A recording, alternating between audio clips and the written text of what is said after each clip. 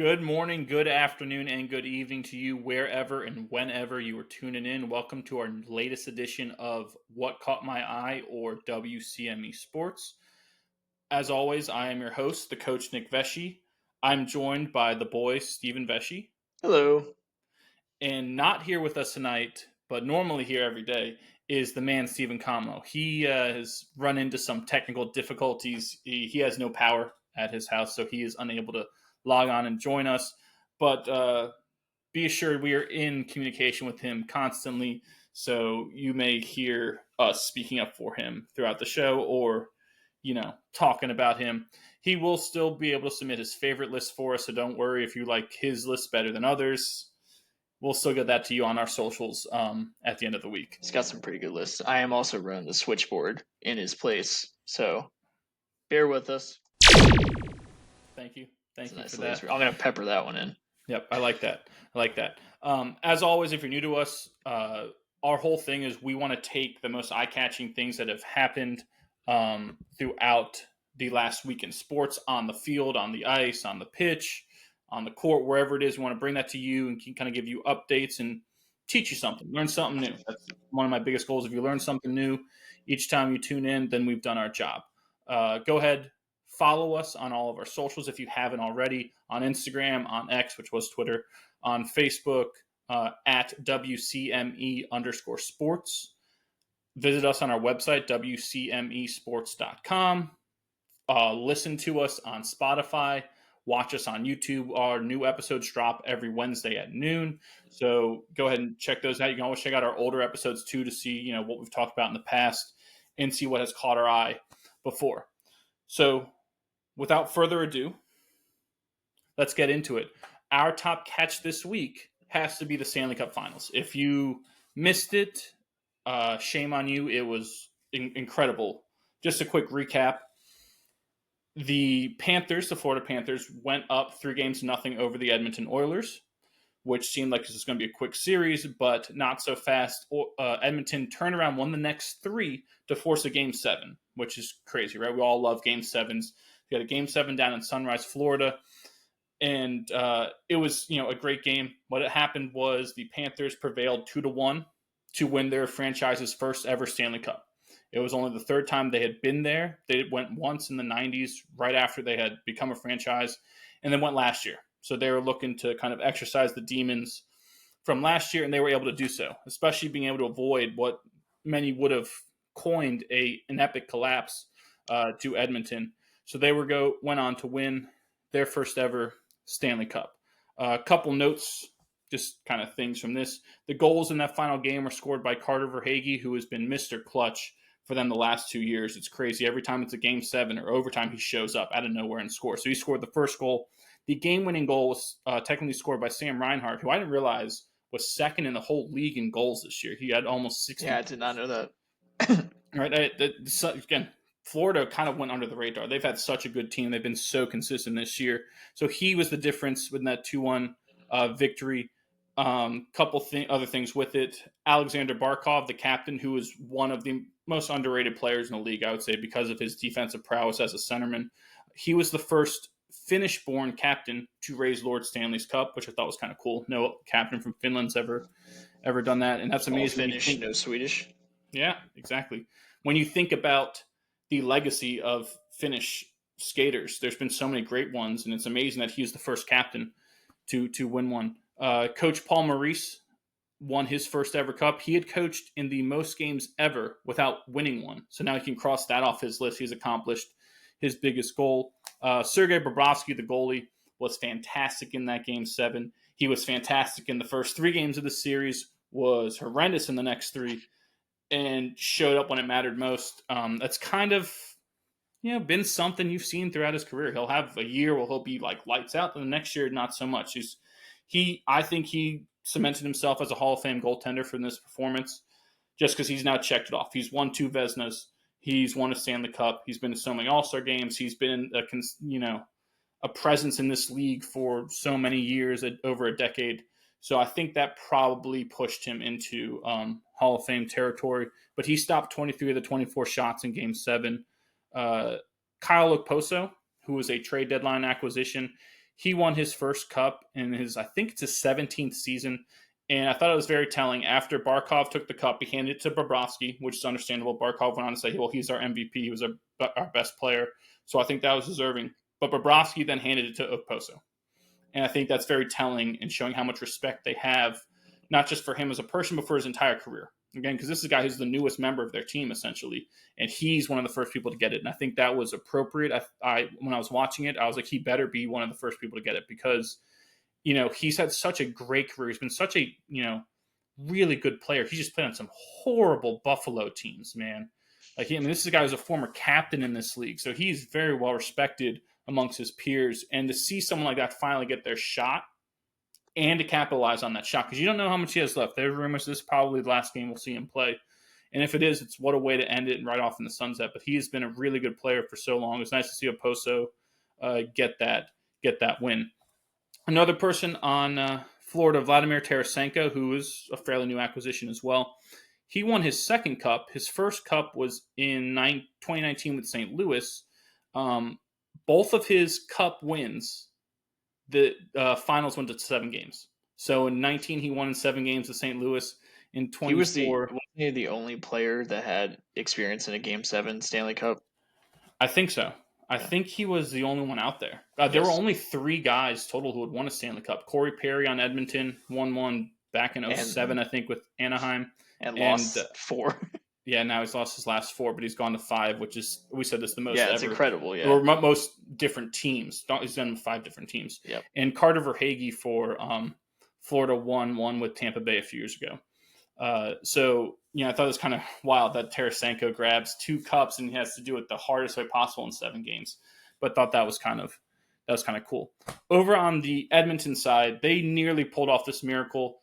They played pretty well. It looked like they just ran out of gas. And one thing I thought was interesting is McDavid and that Draisaitl and Bouchard, that line, well, Bouchard's defenseman, but that pairing, those groupings of guys were out there for like the whole third period. And when they were trying to have that final push, they had nothing. They're literally like almost vomiting out there. They're so gassed. Yeah, they were at one point. They were out there. It was almost like they were out there for 5 game minutes. Mm-hmm. It was crazy. I mean, you get it, right? As you die with your stars, right? You win with your stars and lose with your stars. I guess. I mean, it's the best player on the planet. Yes. What Dan Fouts once said. Last game of the season, can't hold anything back now. That's kind of the mindset, right? We know. Thank you, Brent. But yeah, I mean, I understand it, right? It's hard to criticize a coach in that situation. Like you said, you want to, if you're going to go down, you're going down with McDavid out there the whole time, right? Yeah, I mean, how can you want that? You can't. Yeah, right. I mean, because I would do the same thing. On the flip side, you can't not play him enough because then people be like, what the hell, man? You got the best player in the world. He's got to play. So I do think maybe he could have given him a couple extra shifts off, but that's nitpicking. Like, I mean, they tried elongating the timeouts too. They were really trying to manipulate that clock to give him as much time as possible, which is what you're supposed to do. Yeah. I mean, I get it, but it did look like they kind of ran out of gas there. Yeah. But man, they were so close. They were the 3rd team ever in Stanley Cup final history to force a Game 7 after being down 3-0. The last time it happened was in 1945. I'm sure you remember, boy. Oh, yeah. The Red Wings did that in 1945. And the other team was the 1942 Maple Leafs. And the Maple Leafs are the only team to have won it after being down 3-0. So Edmonton was looking to try to do something that hadn't been done since 1942. Well, one of 6 teams is going to win back then. I know, right? I mean, that's crazy. Is that 82 years, if my math is correct? 1942 to 2024. I'm not a math person. I'm a wordsmith. I'm not a math person. But yeah, they're trying to do something. It would have been historic if they had pulled it off. And what would have been so cool is that they would have done it with a generational talent in Connor McDavid, who was the best player in the league and has been the best player probably last 5 or so years. So that would have been such a cool moment for them. Wasn't meant to be. Florida's defense was too consistent in their own zone, right? The Edmonton's power play was historic, so don't take them as like just offensive. Their defensive or Edmonton's penalty kill, penalty kill. The penalty kill I think wound up being the most efficient ever in Stanley Cup They only gave playoff up. history. I think they only gave up one. They were like 45 of 46, but they also scored 3 times shorthanded. Yeah, it's something like they scored more shorthanded goals than they gave up power play goals in the Yeah. playoffs, I think. And that's nuts, right? So, let's not take anything away from their defense, but Florida's defense, they were the best defensive team all year. They were the most consistent, and it showed in Game 7. Like their last ditch defending was great. It was fantastic.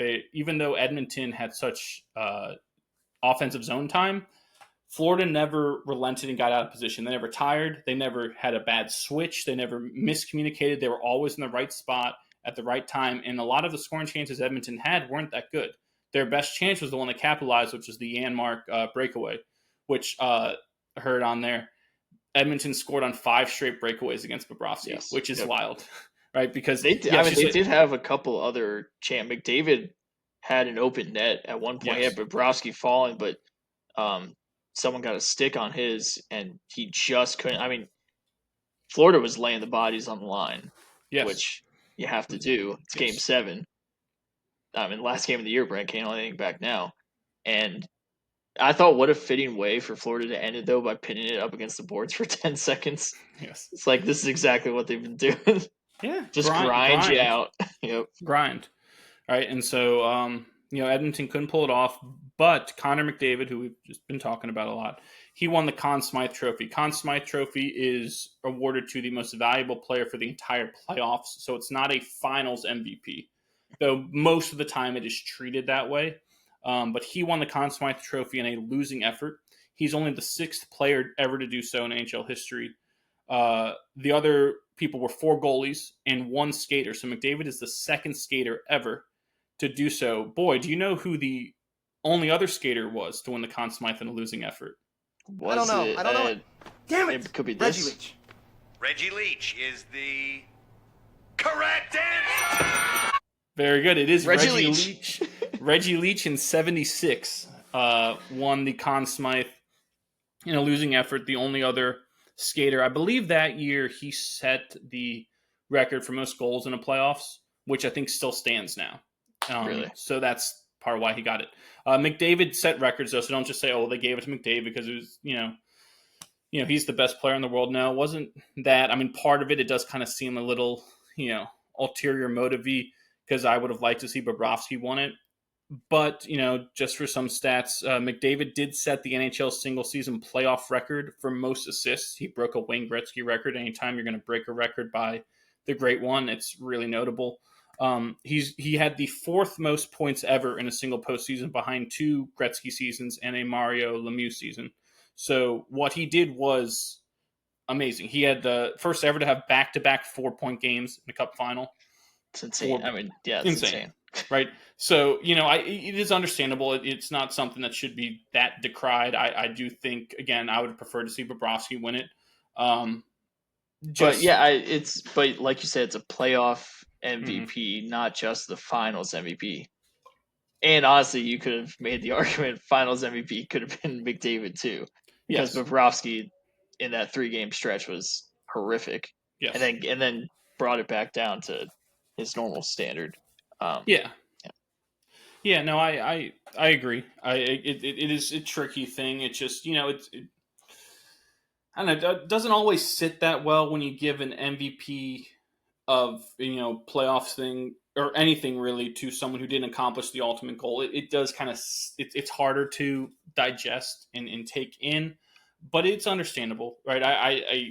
It's kind of like when they give when Mike Trout won all those MVPs. Right, Ohtani's one of those MVPs. And doesn't make the playoffs. And then we make the playoffs, right? It's kind of, it doesn't sit well with you, but you get it, and you're like, God, yeah, well, you deserved it. It's not like he wasn't deserving, and they, threw a bone out to you because you haven't won one. McDavid is the most deserving skater. Like we said, he had a historic playoff run. He almost led his team to arguably the most historic comeback ever. So especially with the travel, right? The distance that they had to travel was, the most ever in a Cup final. So between Sites and Sunrise and Edmonton. So, it's understandable. I get it. But, part of me was like, should have been Bobrovsky. Would have been nice to see Bobrovsky win that. But yeah, alas, wasn't meant to be. So, by the way, there were, it was almost like, how we say, like, one of the most historic comebacks, and it would have been. But I guess Edmonton had been doing that all year to where if they lost 3 straight, they would rip off a ton of wins. I think they had an 8-game win streak, a 16-game win streak, and another 4-game win streak, all after losing 3 straight. Yes. And so it was like, oh my gosh, here we go again. I did not know that. It was a good stat they had on the TV last night. I agree. I saw that, and it is kind of amazing. It does show the resiliency of your team, and it shows, how well your coach does in coaching people. I was going to say, how about their coach? He comes in at however many, like a month into the year or something? Yeah, like 12 games, I think. He was coaching an AHL team, which is the minors. It's like a AAA team. Yeah, Chuck Knobloch. Oh, no, sorry, Chris Knobloch. Oh, I'm sorry. This guy doesn't have the yips. He doesn't have the yips. Yeah. But yeah, you're right. It is a testament to him. Like I said, it's a testament to how you coach humans, because a lot of people think coaching is exclusively X's and O's and technique and all this stuff, and a lot of it is, right? But it's also mindset, right? Belichick and Saban didn't win all the things they did just because of X's and O's. Now they are, I would argue, the best X's and O's coaches ever, but they also had such a great way of coaching the humans in your locker room. And, I think that's a testament to what a job Knobloch did, is that when your team is knocked down, not only do they get back up off the mat, but they surge. Right? That 16-game winning streak they had is the second best ever in NHL history, behind the 17 by, I think it was the 92-93 Penguins, is who has the longest winning streak ever in NHL history. I mean, he pretty much just bought himself a lifetime of coaching the NHL now, wouldn't you think? Like, if he gets fired from Edmonton, let's say in 3 years or something, he can rotate to another team. It's almost like he's now in there. He's not gonna drop off. I mean, you wouldn't think so, but it's different than college football. In college football, yes, this would have bought him a lifetime. NFL is similar. Football is like that. You almost look at baseball too. How many managers go just bounce around from one team to another? It happens all the time. Oh, hey George. Yes. Hey Buck. How about these uniforms? Yeah, yes, I get it. You would think the performance was that way. It's very similar to what Craig Berube did for the Blues in 2019 when they won it. They were the worst team in the league when he took over. Like, literally at end of December, they're the worst team, and they went on to win the whole thing. But even he's not coaching there anymore. Berube just left after this year. So, he definitely bought himself time. He's going to be able to coach for several more seasons. And you're right, probably will get another job if he wants it. But it's different. Like in college football, I figured out if you win 10 games at any team on the FBS level, you will have a head coaching job for as long as you want. That's why your boy Rich Rod is still a head coach down at Jacksonville State. Hey, he was great last year. They were good, yeah. And then you know who took his starting right tackle, freshman All-American that he had? West Virginia. There we go. He's now become a feeder school. Yes, no. To his previous school. Who are what's the mascot for Jacksonville State, boy? They're a gamecock. Yes, they are a gamecock, a fighting chicken. And it's Jacksonville, Alabama. Yes, it is. It's where the country singer Riley Green went to school. Played football there. Did he really? Mm-hmm. Yeah. So, I think Chris Knobloch did a great job. I think Paul Maurice, you could argue, has done an even better job because of, Florida. We talked about this before.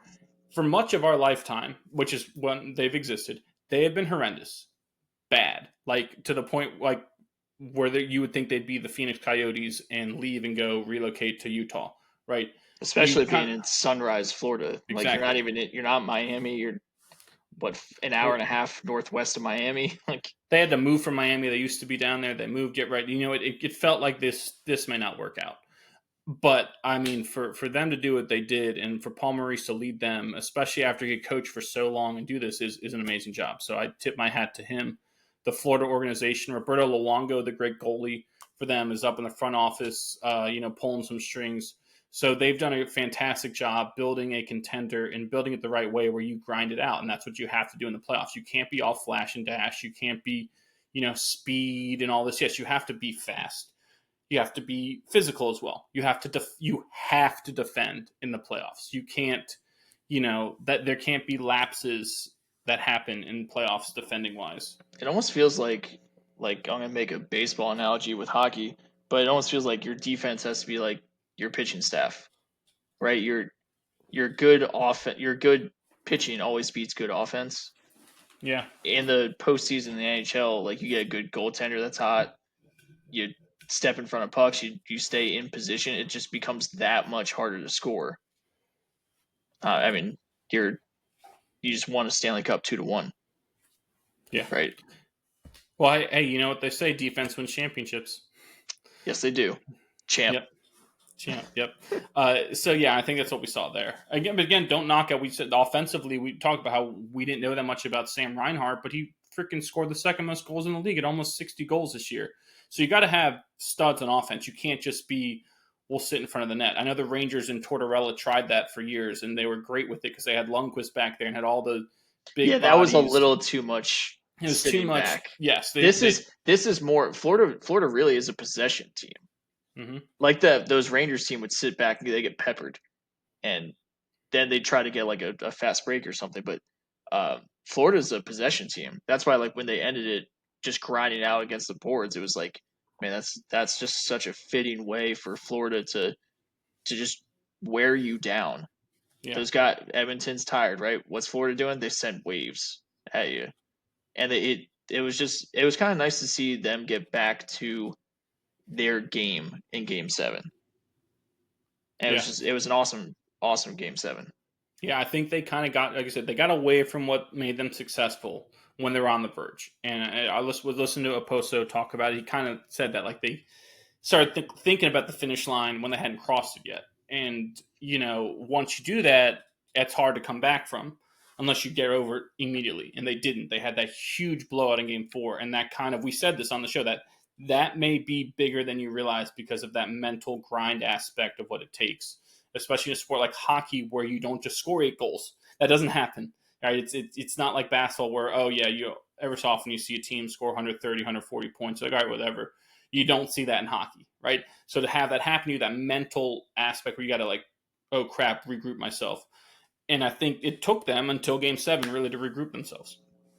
And so, it was good for them. Again, just to recap, the Panthers winning the first Stanley Cup in franchise history in 7 games over the Edmonton Oilers. Connor McDavid wins the Conn Smythe as the most valuable player, second skater ever to do it in a losing effort after Reggie Leach in 76. And, it's, just amazing. I, love seeing the Rats getting thrown on the ice. Lord Stanley's Cup is always the hardest trophy to win. It's the best trophy out there in sports, and the Stanley Cup playoffs are second to none in terms of drama, as they'll say over the pond. But yeah, loved it. Kachuk was at the Kachuk took it to the Panthers bar like at like 8:30 this morning. Was drinking with it and then took it into the Atlantic Ocean. Yep, I saw that. Another thing, did you know this? I found this out a couple weeks ago, but Matthew Tkachuk and Jason Tatum of the Boston Celtics went to high school together in St. Louis. This is what happens when you don't have social media, Nick. That's been around since Jason Tatum was trying to win the title a couple years ago. I learned it on social media this year, boy. So get off it. But yeah, I thought that's cool. So both of them, get a title. That's pretty amazing. Yeah, in the same year. That's awesome. Pretty amazing. Any other thoughts before we move on? No, I thought it was just awesome. Game 7, like we don't get Game 7 Stanley Cup Finals that often, or Game 7s for a final that often. And I thought it's just one of the best things in sports, right? The intensity is even more ratchet. Like you ratchet up even more, which is hard to say, but it is, and it's awesome. Yeah, when you got those winner take all scenarios, it adds a different layer. It's like a deciding set in tennis. Like it's just different. Speaking of winner take all scenarios, that moves us on to our next part in this, and we're going to talk about the College World Series for baseball, which turned into a winner take all game. It happened to be going on the same time as the Stanley Cup Final Game 7. So if you're flipping back and forth, you get treated to 2 amazing finishes to the year. Just to recap for the World Series, you had Tennessee. They defeated Florida State to get to the final, and Texas A&M defeated Florida to get to the final. So Tennessee was the number 1 overall seed. A&M was the number 3 seed. Set up an all SEC final for the College World Series. It was the first time the Volunteers had advanced to the College World Series since 1951. They are seeking their first schools ever, first natty in baseball. A&M took the first game of the best of 3 series, so Tennessee is going to have to win the next 2. Tennessee was able to take game 2 and force that game 3. Eventually, Tennessee withstood a late A&M rally in game 3. Tennessee was up like 6-1, 6-2, something like that, and A&M scored 4 runs in the final couple innings. But Tennessee was able to win 6-5 to secure the first, again, like I said, school's first ever baseball national championship. Tennessee also became the first number 1 overall seed to win the College World Series since Miami of Florida, the Hurricanes, did it in 1999. So literally 25 years between number 1 overall seeds winning the College World Series, which is crazy to me, right? That's nuts. I would like to see that basketball statistic-wise, what that comes out to. But so good on the Vols. Rick Barnes, head basketball coach of Tennessee, was there. Peyton Manning was there, who might as well be the Josh Heupel spokesperson. Yeah, Josh Heupel, head football coach, was there. Heupel, Yep. Morgan Wallen. Basically, he didn't even go to Tennessee. No, I think he's from Knoxville. An honorary Tennessee fan. Yeah, I saw Eric Church. I think at the start of the series is wearing a Tennessee shirt. I'm like, this dude's diehard UNC. Yeah, Eric Church is from North Carolina. Yeah, and he always reps UNC stuff, and he was there earlier when UNC was still in it, wearing a bunch of UNC stuff. Like, that's just because you're a country singer. So I mean, you have to root for Tennessee. Well, when you wear sunglasses wherever you go, you kind of get to do whatever you want. You know why he does that? The sun never sets on a badass. Bingo. Yep. So I thought that was kind of cool. Boy, you brought this up earlier. Christian Moore, right? Second baseman for Tennessee, is unbelievable. He's so good. I don't know why he's not in the conversation more for number 1 overall pick. Maybe there's something I'm missing. I need to see where his draft prospect is, because I got to figure this out, because I'm kind of I'm interested as you are, like, with that. Yeah, because he's fantastic. He was, felt like the best player out there.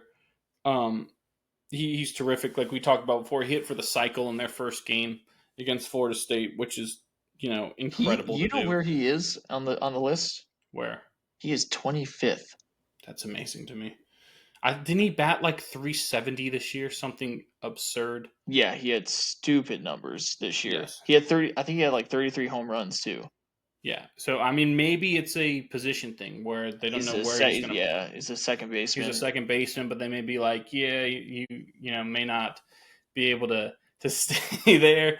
We welcome our guest, the great Doug Howard, just joined us with his O's cap, of course. Doug, we were just talking about the College World Series. I don't know if you caught any of that. No. Yeah, well, we were just talking about it.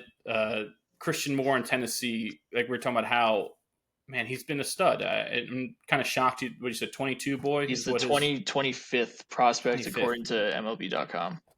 That's nuts. That's nuts. But yeah, I thought he was great. Again, Tennessee wrapping up their school's first ever national championship in baseball, and their school's first trip to the finals since 51. Boy, anything else before we talk to Doug? Baseball wise, college wise, I thought it was a great College World Series, just atmosphere wise. There's been so much more hype the last couple of years around Omaha. I think it's awesome. Tennessee, I thought clutch pitching at the end really won them that. They looked like they were holding on for dear life, but that slider to end it was absolutely filthy. But good for Tennessee, good for their head coach. First national championship in program history, pretty awesome. Yeah, boy, didn't you want to say something about A&M's head coach? You were telling me. Yeah, I don't like being like I want to be positive on the show, but this dude's a colossal prick. He gets on. So after the loss last night, he has to do his post game presser, and someone asked him like, "Hey, there's been some rumors about you. Like, I just want to know what your future is with the Aggie Nation. Like, kind of tell them what your future is." And he goes, "What a dumb question. What an awful question to ask. Like, I'm here. I'm gonna coach here the rest of my life. I came here to stay here forever. What a dumb question." Not even 24 hours later, he takes the head coaching job at University of Texas. he he basically just told people right to their face, like, "I'm not going anywhere. All these kids, like, feel for these kids. What a terrible question." And he even said, "Write that. Write that. Write that down." Quote, "Write that." And then takes the University of Texas job right after. Hey, money talks. I wonder. Money talks, but it's not like A&M's got some money too. Yeah, but I think they've got oil money. They do, but they spend a lot of their money on their football team. They're probably using all that money to pay Jimbo Fisher's buyout, which was like $70-some million. So that's why they're, Texas isn't paying that much in buyouts to people yet. So that may be it. And maybe he saw something in the writing on the wall of their program because of that, which is looks like fairly mismanagement, in my opinion, to leave all that money out there to Jimbo. So maybe that was, in the heat of the moment, he had that response, but in the back of his mind, he knew, hey, if there's a number here, if Texas offers me it, I don't care. Yeah, I don't necessarily mind swapping, like doing that and, switching schools for money or whatever, but I think doing it less than 24 hours later is the problem. Right after a national championship game. Yeah. That's where you kind of lose me. Where that kind of pisses me off. Yeah. And now with the transfer portal and everything, all his best players are just going to go right over to Texas. But I will say there's one other thing with the College World Series that I wanted to point out: the SEC dominance. They've won the last 5. Yeah. And this was an all SEC national championship. They've been unbelievable in college baseball. All that oil money, like you said. But yeah, no, I agree. It is kind of amazing. And what's amazing too is the SEC used to not be a power in college baseball. Like, it's relatively recent in like the landscape of baseball, last 25 years, probably 25 years, that the SEC has become something. They used to not care. It was kind of like, whatever, we're a football conference. We don't care about this other stuff. We got Kentucky for basketball. They'll do everything and whatever. But, something kind of flipped, and the SEC now, like they do for all their other sports, they invest more money into baseball than any other conference does. Their worst teams in their conference have the best facilities, right? So it's kind of telling that's part of why you see the dominance is there's been a true investment from those schools into the baseball programs, and it's paid dividends. It does kind of, and it's been like 5 different teams to win the national championship. Yes, right? all 5 Mississippi different. State won, Ole Miss won, Tennessee. The last 5: Tennessee, LSU, Ole Miss, Mississippi State, canceled due to COVID, Vandy. And then Oregon State sneaks in there, and then Florida. Yeah, so it's pretty ridiculous.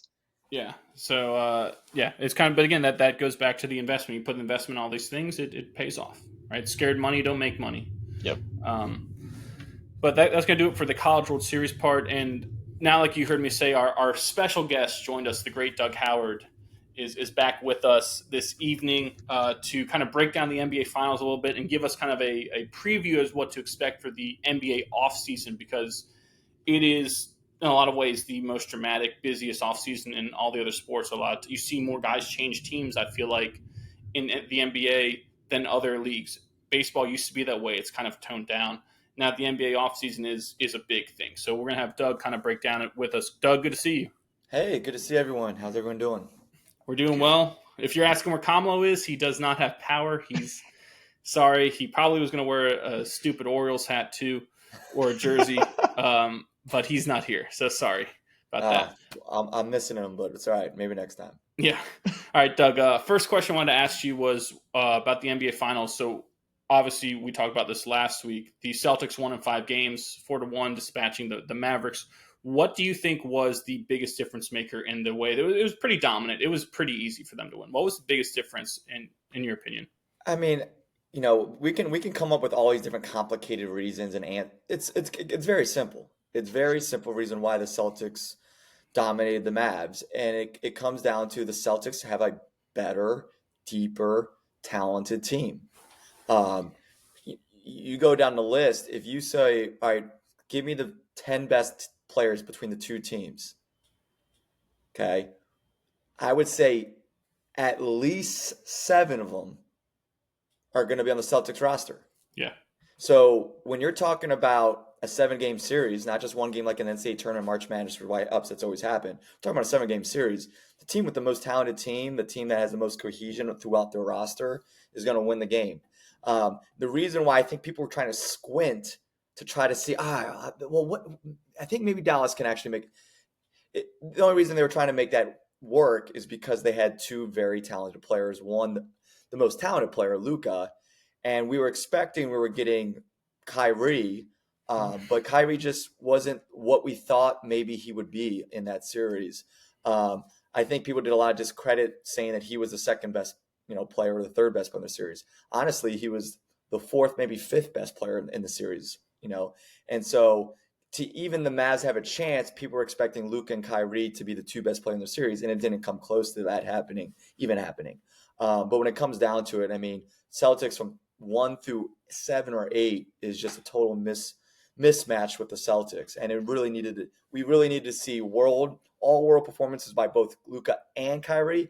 And like we talked about, you said what the X factor was. We needed some role player for the Mavs to step up, and no one did on a consistent basis. No. And so it's really it's not overcomplicated. It's not the X and O's. It comes down to I think what really hurt that series from being good. I think Denver would have given Celtics a lot more problems in terms of a matchup, in terms of a talented filled roster, and you saw that in the regular season as well. I think them not being there, I think kind of the Mavs were a good team, but I don't think they were top to bottom the best, in terms of talent in teams from the Western Conference. So and then the Boston is who we thought we were. Boston was the number 1 team in the regular season. I think people were overthinking it when we got to the playoffs, and they kept playing how they did all regular season. Yeah, I knew that's kind of. Glad you brought it up. That last week we were talking about when we were bringing up all the great contributions, and you're like, we just named the entire Boston roster, and I was like, yeah, because that's how good they were. Yep. Right? Peyton Pritchard was excellent. He deserves a mention, right? Sam Hauser was excellent. He deserves a mention, right? You can go down that list, and like you said, if you asked people to name guys, they're going to name way more guys on the Celtics than Dallas, because it felt like there was just a whole team contribution versus we're just going to sit back and watch Luka and Kyrie try to beat everyone. I mean, in the finals, you're absolutely right. In the finals, I mean, this just shows it too. In the finals, you could make a case for 3 different players for the Celtics MVP. Yeah. You make a case. Now, obviously, 2 of them, I think you could have had a stronger case, but you could still make a case. Drew Holiday had a bad game 4, but like the first 2 games, you could make a case that Drew Holiday was the most important, best player in those first 2 games. Yeah. So I mean, it just shows when you have you can pick from 3 players and make a case for it. They were the better team. Yeah. What did Boston do defensively that was different from other teams against Luka and Kyrie? Because it did feel like it was a struggle for Dallas to score, and it looked easy for them in the previous series. So, one, they took away the corner threes. I mean, I think if you looked at the Mavericks' previous rounds, they were getting a lot of open corner threes, and those guys were hitting them because they had to help down on the dunker spot on the pick and rolls for Luka. And so that help side has to come down now, take away that lob threat. And now what are you giving up? You're giving up the corner 3. They took away the corner 3. They kind of stuck to their man, stuck home because they didn't need as much help on the dunker spot, is because the Celtics have 3 guys, 2 guys primarily, Jaylen Brown and Drew Holiday, that they don't need as much help on the ball screen actions. They do, and if you really watch Drew Holiday and even Jaylen Brown toward the end, but they do such a good job of almost jumping over the screen and getting back to their man, pushing Luka off the screen, trying to create a little bit of space where he can kind of recover before Luka gets too downhill and in the paint. Not many teams have that. And so therefore teams are trying to, sacrificing 2-3 players to stop the pick and roll threat. And now you're leaving the role players wide open in their favorite spots in the corner.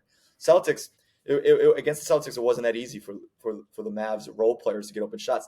The Mavs role players had to do stuff that they weren't accustomed to doing. Take things off the dribble, get off their own spot, maybe pump fake and get off their initial spot on the catch, strictly because the ability of those on-ball defenders to quickly slide. I say get skinny, where instead of having a full body to get hit and now your momentum is stopped, get skinny, get tight, and get over top as soon as you can, using your strength and using your quickness.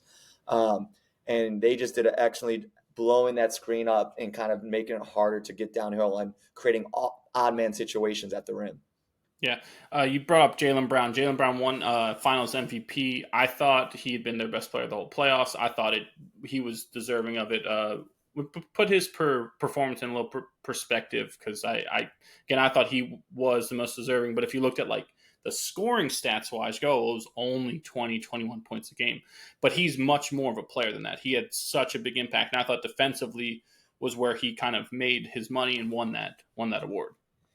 Yeah, I mean, if you look offensive stats, you could maybe make a case that Tatum had statistically better points, assist numbers, but basketball is played on two ends, and the kind of difference that Jaylen Brown made on the defensive end, making Luka work, picking him up full court, getting some opportunity steals, getting some offensive rebounds, and the way he set the stage, I think, even in the last closeout game, Tatum got hot at the end, but Jaylen was the driving force, I think, in the beginning, and kind of took it this whole playoffs. Really, I think, wanted to make it known that he's not just a Robin.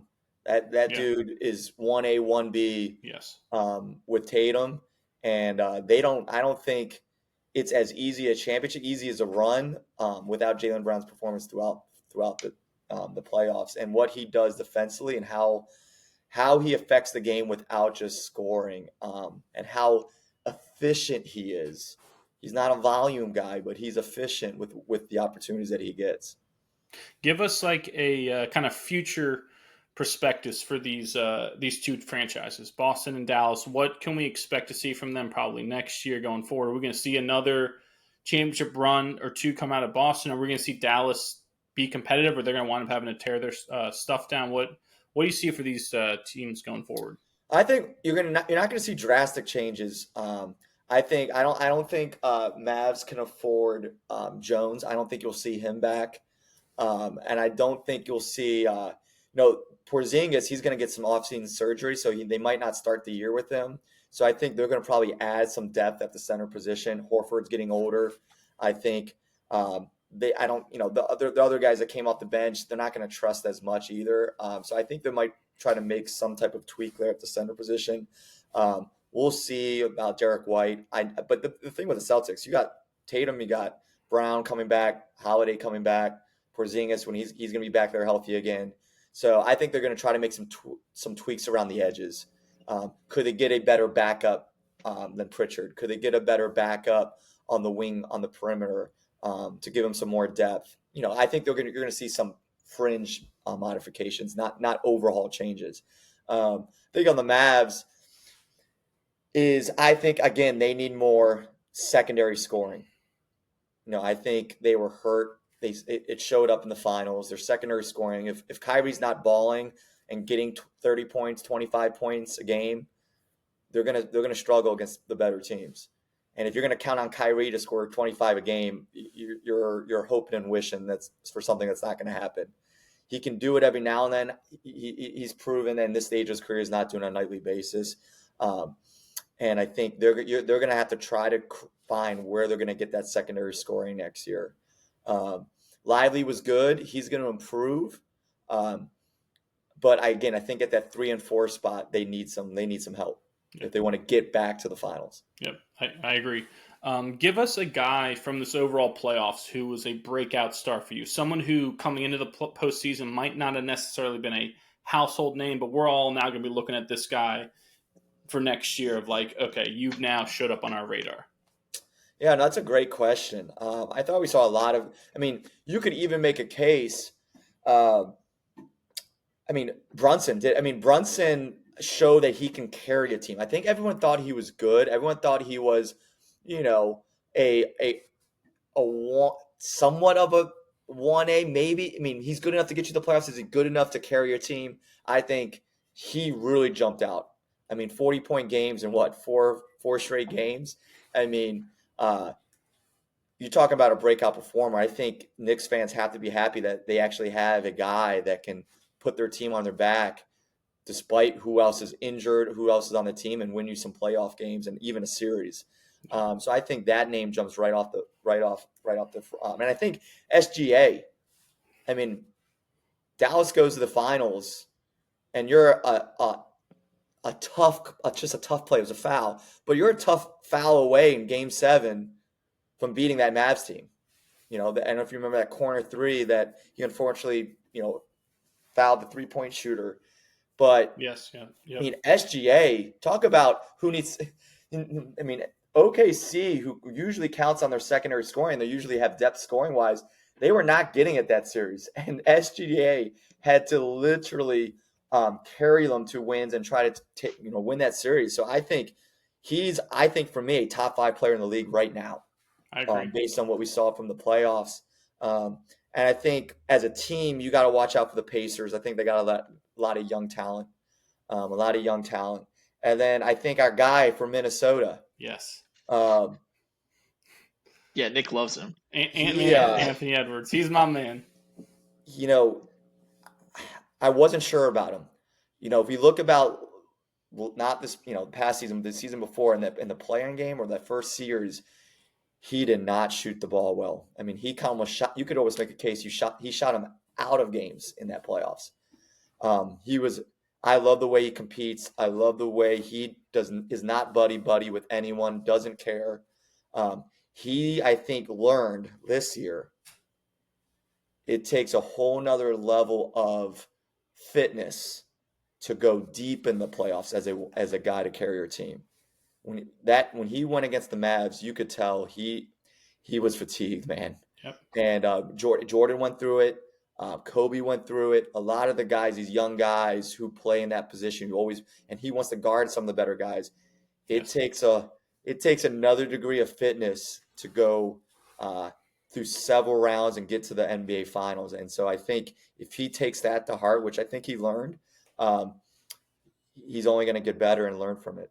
Yeah, I mean, we talked about it too, of like, the comparisons were coming up because just watching him was like, man, I'm watching Jordan and Kobe again. But it was like, well, that's blasphemous considering what those guys did. But like you said, and we brought this up, the first parts of, Jordan's career were playoff struggles. It had to, there was a turning point in the 90s, several seasons where this is kind of what you saw from Jordan. And you could, like you said, the same thing with Kobe. Like, they didn't get the success immediately. You had to go take your lumps. You had to figure things out. And the great ones always figure things out. So like I said, I think this is it's not a loss if you learn from it. It becomes a lesson. I think this is a lesson that Anthony Edwards is going to take. I would love to see him stay in Minnesota, turn that franchise around, which has been, since they came into the league, the worst franchise win percentage-wise in the league. So it'd be really cool, I think, to build that around him and keep him there. Yeah, I mean, like I said, I think more of the NBA needs the kind of no mercy. I don't care who you are. Yes.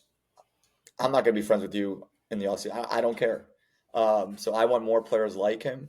The other thing I just hope he gets a little bit better at is, sometimes you have to be selfish. Sometimes you have to go get the ball and be like, you know what, my guys aren't hitting. Kobe understood that. He sometimes knew that a contested shot from him sometimes needed to be shot as opposed to a 4th or 5th role player open shot. Yes.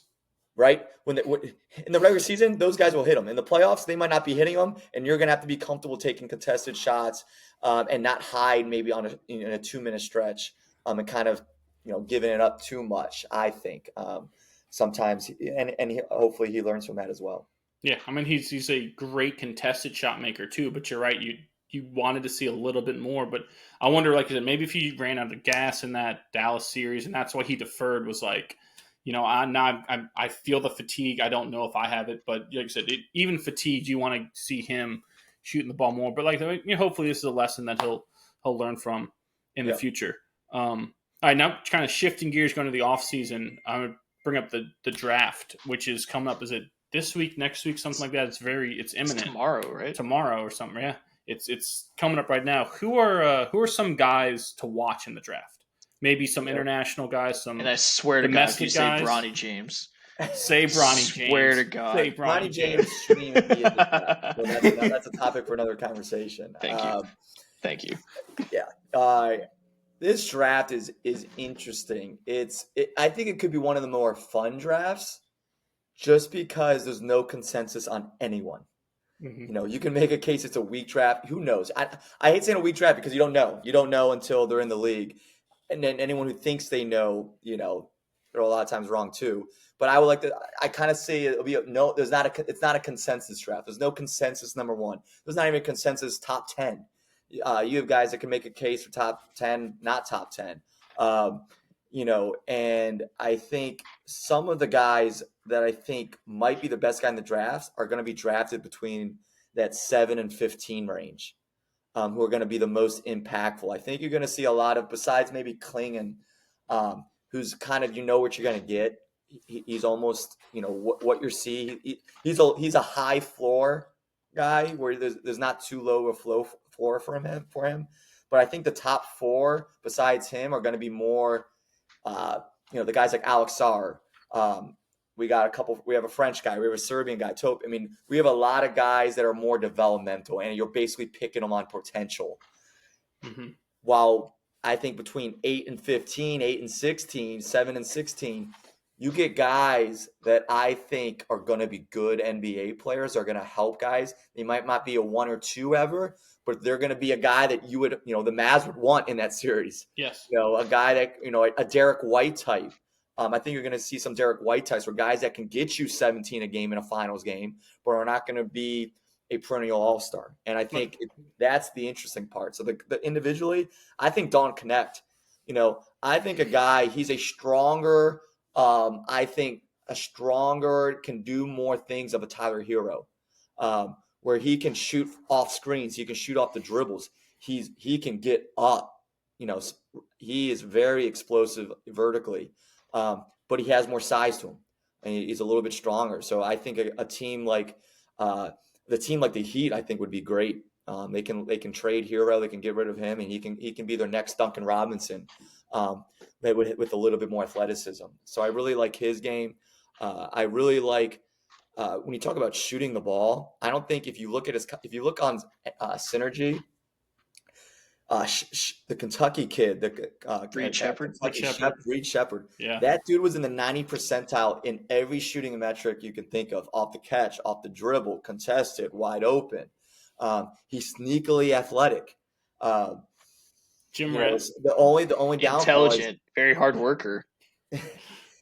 He had a 42-inch vert at the combine. I wouldn't just say he's a good locker room guy. I think that guy can be a little bit more athletic than you might think.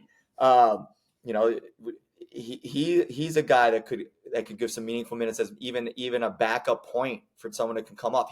Talk about for the Celtics, a better version of a Pritchard. I mean, there you go. That's a taller, better shooter version of Pritchard right there. That would be a big upgrade. I think he'd be a perfect fit. If the Spurs get Reed Shepherd, I like that. You get Wembyana around, you get some shooters and a smart player like Shepherd there, who they have to double on Victor. He's going to hit every shot he gets out of that and to spread the floor for him. I think that's a great fit. So guys like that, I think, I don't know how much more you want to talk about individual players, but there's going to be some guys that no one talks about that you're like, I can't believe he fell. And you're like, well, because people are looking for guys that might be a Hall of Famer, so they're going to take some risk. Unfortunately, my Wizards might be one of those teams. And we know how the Wizards' history is. Whoever they pick that's a developmental project is probably not going to work out. I'd much rather take them but maybe they want to tank again for our boy at Duke. What's his name? Yes. Logan Flag. Cooper Flag. Cooper Flag. So, yes. There's a guy I really like. I gotta remember his name. He's Devin Carter. Oh, Providence. That dude had some hair, right? That dude is a Yeah. competitor. Yes. You talk about doesn't take any friends on the court. I mean, that's a dude that is going to come in and is going to work and he's going to get better and he's going to be, I think, a great playoff guy. You know, I think you're going to find like that's who I think you're looking for in this draft. Look at these players. Who can be a guy that's going to be a valuable playoff guy that a team would love to have, you know, in the playoffs and to make meaningful contributions. Because you're not going to get, there's no consensus number one Zion Williamson all world kind of guy right now. Yeah, what about like a Stephon Castle? Like, I mean, guy just won a national championship coming from the Dan Hurley. Yeah, I mean, love his defensive intensity. He can guard any a position on the perimeter. The one thing you just worry about guards is their lack of outside jump shooting. And he hasn't done it yet consistently. You would think a guy that likes him, who has a great character, is going to get in the gym and get better at it. But that's why, again, almost all these guys, there's a flaw. And it's a significant one. And it's just about who do you believe is going to kind of has strengths that you can just negate it, or guys that are going to get better based on what you see from them in college already or overseas. Yeah. Love that you brought up Reed Shepherd. The other guy I liked with him, Rob Dillingham, his running mate over there in Kentucky. I thought kind of similar. He makes really difficult shots look easy. So he was a dude I was watching during the college season. I was like, dude, I want this guy on my team because he can. Boy, you brought this up. Who can go get you a bucket? He can go get you a bucket like that. He's instant offense. It's awesome to watch. So I wonder if he could, like you said, could be a guy gets picked like 12th and someone takes him and you just watch this guy blossom like a SGA did over the next few years. I could see that with a little bit of Dillingham. How about Zach Edey? Do you think he'll get drafted? 2-time Wooden Award winner. Oh, he will be drafted probably top 16. Do you really think so? 18. Yeah. I think he'll be out for. If I was a betting man, he'll be before 20. Really? Yep. I think rim protection. I think his ability to finish at the basket. He's moving way better than he did a couple of years ago. Someone's willing. Think of a team that we got big centers in the league now. I mean, look at Embiid. Look at Jokic. Even Anthony Davis is a great center. I mean, the reason why Denver didn't advance is Minnesota had 3 centers. They had 3 guys that can switch on them. OKC, I think, was hurt a little bit. Who is their rim protection besides Chet? And Chet is a toothpick. That's a team I think would take an Edey. That's a team that would let Chet and spread the floor 4 out, 1 in. Let Edey be the guy that defends the center and not Chet. Chet's going to get banged up. He's going to get worn down in a playoff series if he's going against the Jokic's of the world. They need a guy that can bang when needed and get down there. So I think you look at a team like that, keep an eye on of drafting an Edey. They love their they had the Steven Adams types back in the day. Yes. So I mean they Nick love Collison. the international centers. So I think they value that. I think it's still a big part of the game. I think one of the reasons why Porzingis being hurt didn't affect him as much is because Dallas doesn't really have a big. So they're a perfect team to go against with the Porzingis. Now, if they were facing Minnesota, if they were facing Denver, Boston would have struggled a little bit because they don't have that depth at that position in terms of size if Porzingis is hurt. So I think someone will take a chance on him. You'll see him go in the first round for sure. Okay. I like it. Shifting gears to the offseason, the free agency part, or even like trades. You do see a lot of trades as well in the offseason. Who's someone that you think, don't say a lock, but that you're anticipating having a new home next year? Paul George. Paul George? Really? Yep. I don't think, the Clippers have a chance to sign him, and I don't think they will. There's already some reports that he's a little discontent that they gave Leonard the contract, right? They have Harden, that he's kind of like, all right, well, there's a lot of teams out there that would love to have him, that can fit him, including the Sixers. They're a team, that has a lot of cap space this summer. They need someone besides Embiid and Maxey to give them scoring help. Think of Paul George being a more consistent, better version of Tobias Harris, right? So both big contracts, but Paul George I can count on way more than Tobias Harris.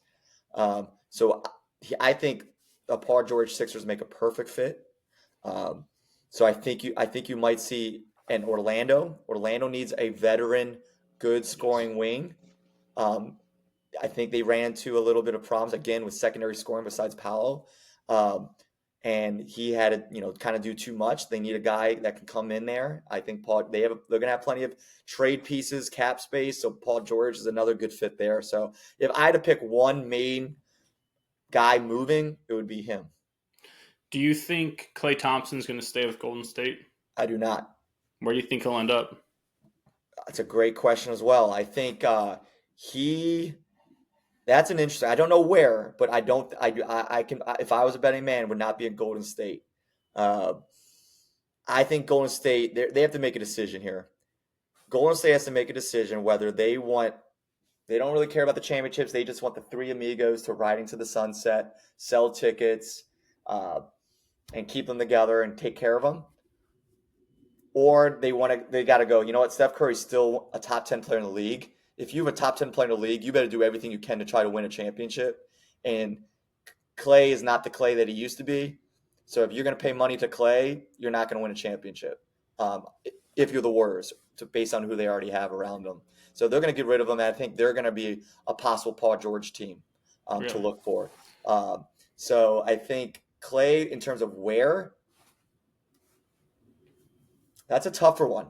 That's a tougher one to figure out where, based on what the money he wants and which teams are going to be wanting to spend that money on him. The problem with Klay is that he thinks he's still a certain level of player and wants that amount of money, when most leagues kind of knows, hey, man, you're not that guy no more. So which team is going to be – it's probably going to be a team that might not be able to get other free agents. It might be their third option. And like, you know what? We need some upgrade, and we're willing to kind of overpay for that. Jimmy Butler, I don't know if he's going to be in Miami. So you're looking at three guys that all kind of the same type of guy in terms of past their prime a little bit, thinks they're probably more worth than they are, but yet still good players. Yeah. Right? And so I think you see those three are going to shift around, and maybe they replace each other. And then I think another name to look out for free agency in terms of trading, in terms of trades, is Ingram from the Pelicans. Yep. They are so loaded, almost too loaded, that I think Ingram they're gonna have to make some trades, maybe 2 for 1. Maybe that's another team where you see teams try to see what they want to give up. But an Ingram and a Zach LaVine on the Bulls would be the other guy that's probably gonna be a trade piece. So I would look at those. Those are the big names. I can almost make a bet 75% of those guys are moving to different teams. So you really don't think Golden State's going to keep all three together? Because, you're right. They're all, you would say, past their prime. But San Antonio did that. And with Ginobili, Parker, and Duncan. And they wound up winning that championship late in their careers. You don't think Golden State can do that? Or do you think don't want to do that? Well, one, Manu didn't want the amount of money that Klay Thompson wants. I think Manu kind of knew the player he was.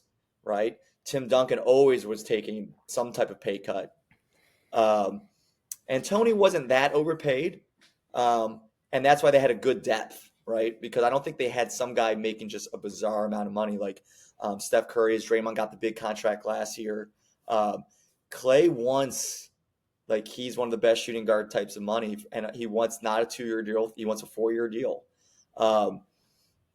So it comes down to. I think most NBA experts, people who've seen Klay, if you keep Klay, Draymond, and Steph Curry together, they are a 7 seed at best, and they're going to fight for the play-in.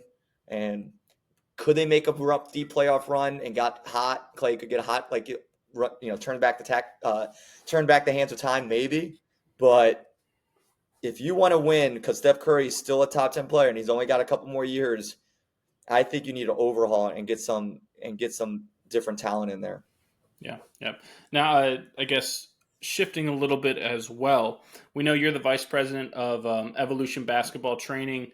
Want to ask you about some of the guys coming out of your camp that you are looking for next year as they transition from you guys to the next level in college. Like, who are some guys for us to look out for?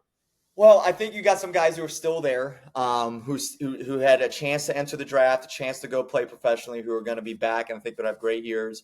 Hunter Dickinson is back. These like fifth-year senior guys who feel like they've been there around for 20 years because not many of them stick around this long. But it's like Perry Ellis. Yeah. He had as much hair as I do. Yeah. So I think he's back. He plays at Kansas. He's going to have a second year there. Last year they got the injury bug. They didn't have as much depth. So when that injury bug hit, they didn't have as successful a season as many predicted to start the year. I think they fixed that depth issue. So I think he's going to be a guy to look out for and hopefully climb up the NBA mock drafts for next year. They still want to see him guard the pick and roll a little bit better. They want he showed his consistency at the three last year. They finally let him shoot some threes. So now it's that defensive component to see how far he can move up those mock drafts after next year. We have another guy, Chuck Harris, who plays down at SMU, was their starting point guard, was one of their top three scorers. Take a look at him this year. He's going to be another great player. We have some other players, in the smaller Division I conference. We have a girl who was all Ivy League as a sophomore last year at Brown. And I think you're going to see big things from her as well. And that's Grace Anoli. And then we have some guys in high school who are, really good players. We have a guy, Derek Dixon, who just got offered by UNC the other day, who's been offered by Pittsburgh. So he's going to be a big time ACC, Big East, Big Ten player in a year or two here. He's still in high school. He's still got another year. We also have another guy who plays at Paul VI, Jordan Hunter, just got offered by GW. He's going to be another A10 Big East ACC guy in a couple years. He's a little bit younger, so look out for him as well.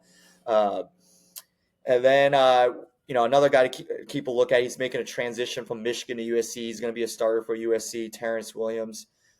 He started or come off the bench as a sixth man for Michigan for the last 3 or 4 years here, and now he gets another year now at USC. Filling in the goal that our boy Bronny James is leaving.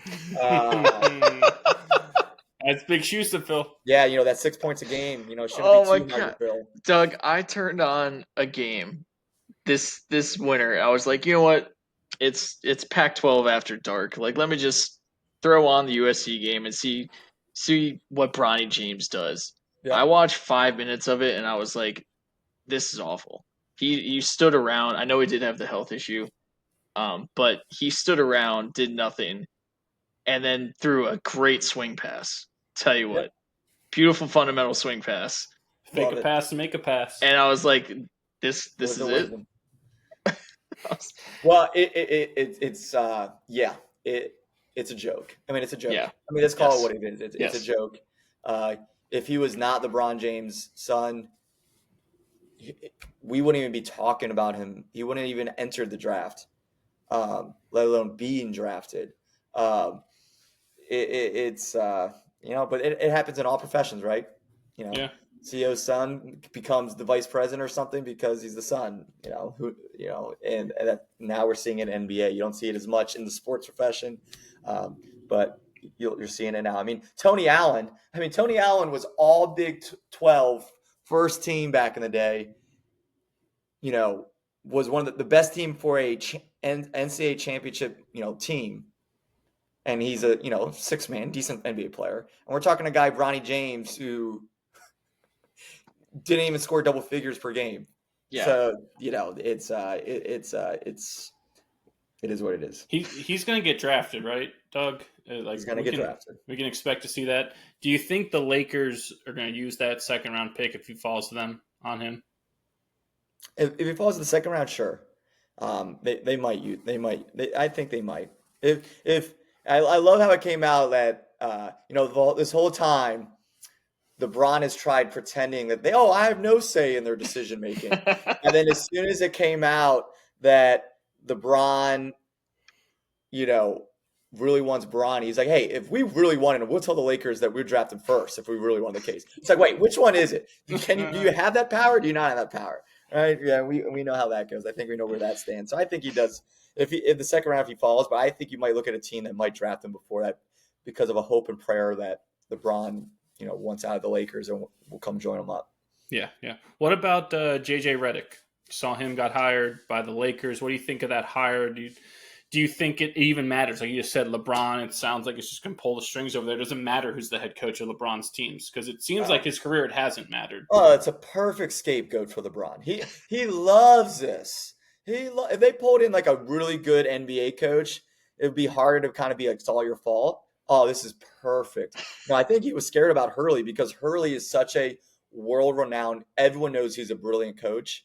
That like if they didn't do well, it would be hard for LeBron to be like, it's that guy's fault, the guy that just won back-to-back national championships. Yes. Right? I think it is his perfect LeBron.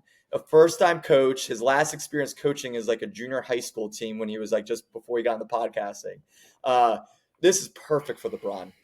Yeah, he just didn't really know how to coach the NBA level. He has no track record. This is perfect for him. So in terms of how I feel about JJ, I mean, he's a brilliant basketball mind. I think he's really good with I think he understands the NBA player. I think he's going to know how to talk to NBA players. JJ is like most Duke people. No offense to all the Duke people out there, but he also believes a whole lot in what he does and is thinking. And I hope he just comes in with not as much arrogance and pride as sometimes he projects. Yeah. Because and hopefully he gets some assistant coaches under his staff that he can listen to a little bit. Doug, you give us way too much credit. There are 0 Duke people listening to the show. We are way too lowbrow for them. In 10 years, all these Duke people might re-listen to the old ones, the OG podcast. Oh, yeah. So all you Duke people in 2028, Yeah. No, I love it. Doug, you going to stick around with us for the rest of the show? We got a lot of show left.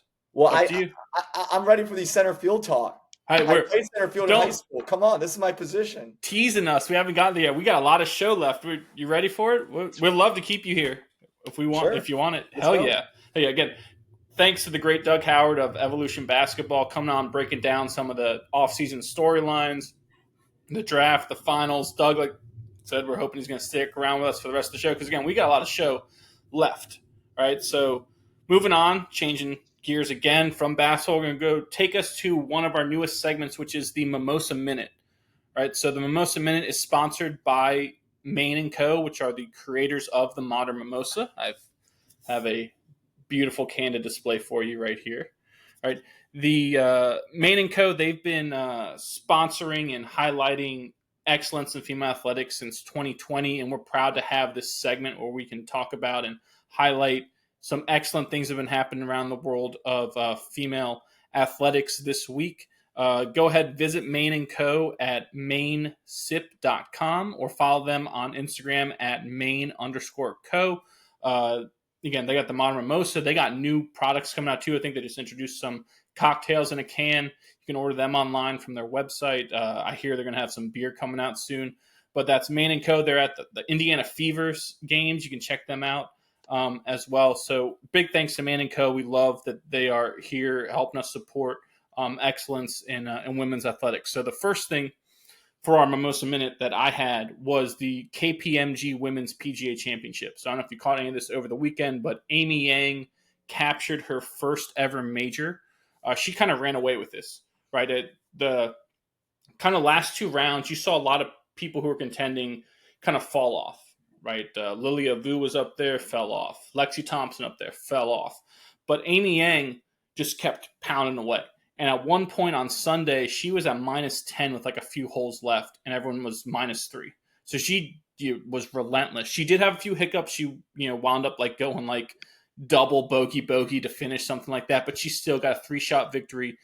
And at age 34, she became the oldest first-time major winner since 2018 when 40-year-old Angela Stanford won the Evian Championship. It was Yang's 75th career LPGA start, which is the second most ever before your first major, behind the aforementioned Stafford. She had 76 starts before her first. It also clinches a spot for Amy Yang in the Paris Olympics representing South Korea. I think it's the third time she'll be representing South Korea in the Olympics. And 9 times Yang had finished second, third, or fourth in a major before she finally broke through. I believe Sahale in Seattle was where they were playing this championship. It was a beautiful course out in like the forest. It was, really beautiful, like breathtaking to watch. But Amy Yang ran away with that championship. It was really, really impressive. Like I said, the score will say it was closer because she had, kind of got those nerves the last couple holes. Said it was like the longest 18 holes she's ever played in her life. But man, it was like dominance. Everyone was fading except for her. It's pretty amazing to see. So good for Amy Yang getting that first major. The next thing for our Mimosa Minute has to do with Caitlin Clark and the Fever. I know she's the talk of the women's basketball world, even the basketball world right now. But over this past week, the Fever went on a 4-game win streak. On Wednesday, Clark had 18 points, 12 boards, 6 assists. Shot 50% from the field, because I know we talked about this, Doug, when you were on before, blasting Trae Young and Russell Westbrook chucking the ball. Clark, you sometimes gets into that chucking phase, but when you shoot 50%, I don't care how many shots you take. 1 out of 2 is pretty hard to beat. So to shoot 50%, but she also had contributions from Aaliyah Boston, Kelsey Mitchell. They also had 22 apiece in that win over our Mystics, who are struggling a little bit this year. They're on the struggle bus. They're on the struggle bus. Maybe they're tanking for the first pick next year.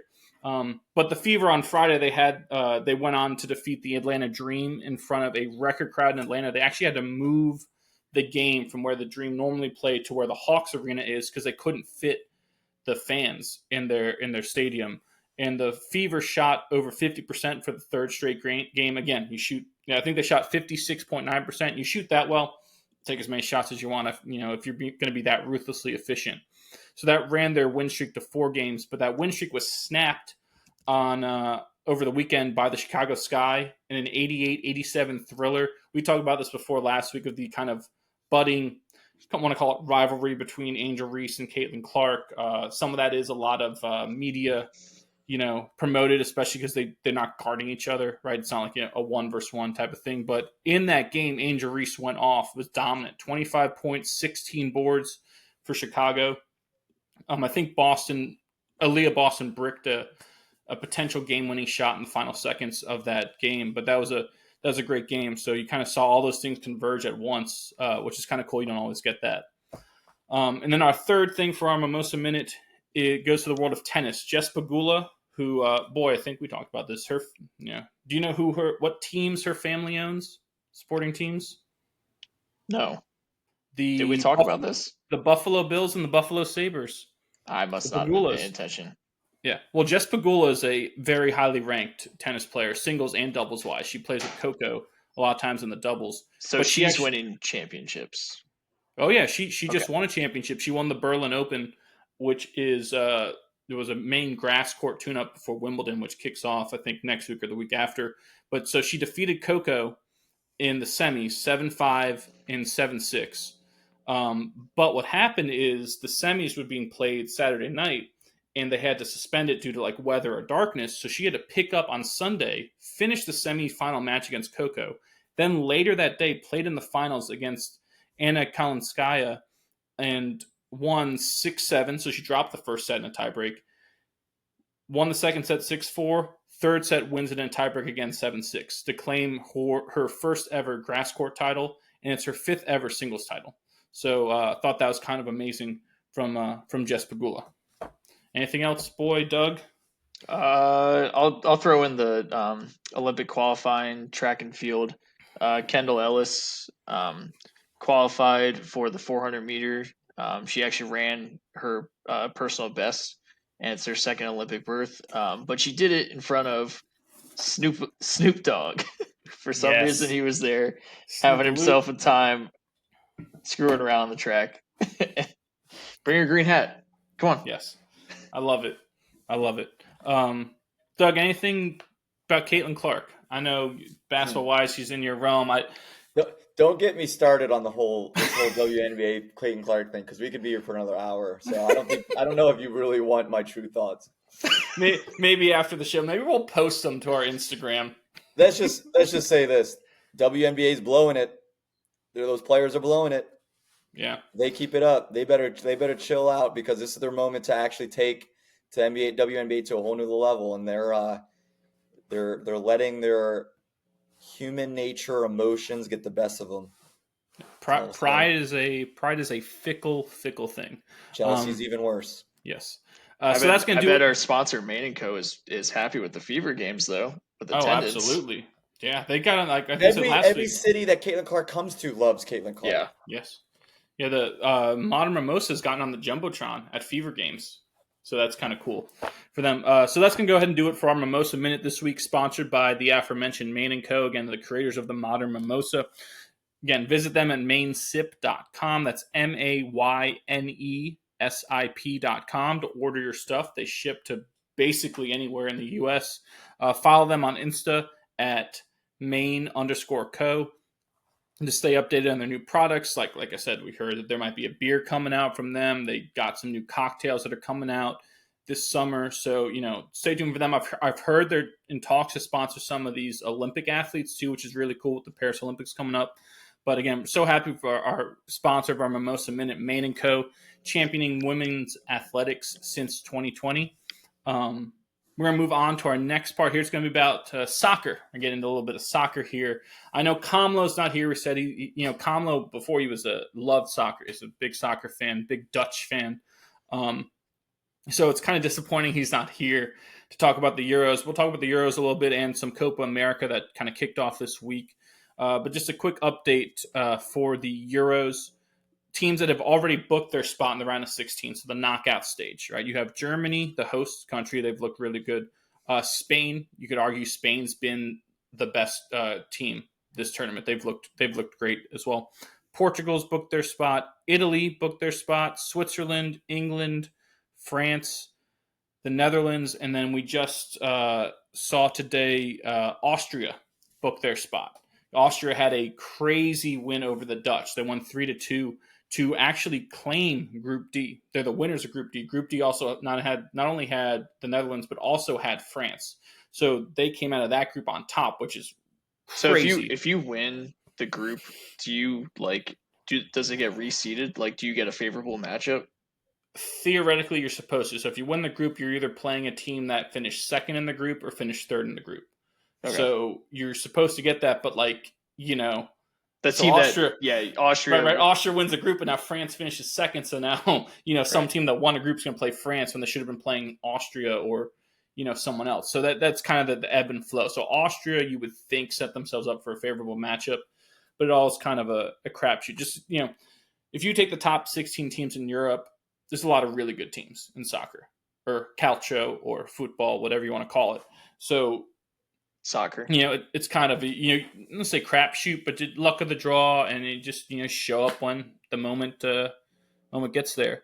The couple things though, the Italy advancing, kind of wild, right? So Italy was playing Croatia in their final group stage match. Croatia was winning the entire match 1-0, and it looked like we're done. Luka Modric of Croatia became the oldest person to score in the Euros. He's a fantastic midfielder, one of the best players of this generation. Really, he's been phenomenal. So it looked like he'd be the hero, because they were going to go through as the runner-up in that group. But then in the 98th minute, Italian substitute Mattia Zaccagni scored a 98th minute equalizer. He curled one in on a one-touch, just unstoppable shot. And that tied the game, giving Italy that point that propelled them to advancing and knocked Croatia out, which was wild. Like probably the finish of this tournament so far. Another crazy finish was in Germany and Switzerland's game. So Germany was losing to Switzerland again the whole game. The Swiss had just had a goal disallowed that would have put them up 2-0 in the dying seconds and minutes of that match. And right after that, Germany's Niklas Füllkrug headed home a 92nd minute equalizer. That gave the Group A to Germany, forced Switzerland to take the runner-up, and that kind of force them. They're going to have to play Italy now. Switzerland will in their knockout round match. That was kind of crazy. Portugal, I don't know if you saw this, either of you, but in their 3-0 win, over Turkey, the match was stopped 4 different times because people ran out onto the field to take selfies with Ronaldo. 4 times, not once. Once I get 4 different times, someone ran out onto the pitch to take a selfie with Ronaldo. I don't get it. I was one of them. Were you? Did you have a bodysuit on? Bodysuit man? Hey, bodysuit man. Come on. It's Ronaldo. No, I get once happening, right? Like I think we talked about this off camera last week. The guy who ran on the field for the Reds game who did the backflip and got tased, right? I get one jabroni going out there.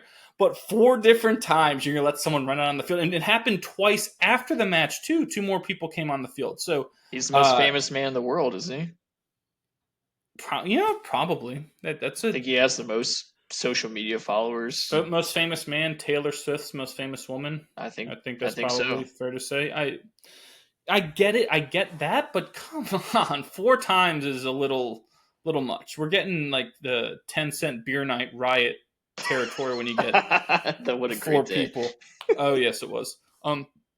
Speaking of the Dutch, did you wind up getting that Nigel Powers? No, I couldn't. I decided not to do the YouTube Premium for a 3-month trial. The disappointment of the day, boy, the disappointment of the day. But the Dutch, like I said, they were in the group with Austria and France. In their game against France, which was kind of one of the marquee group stage matchups out there.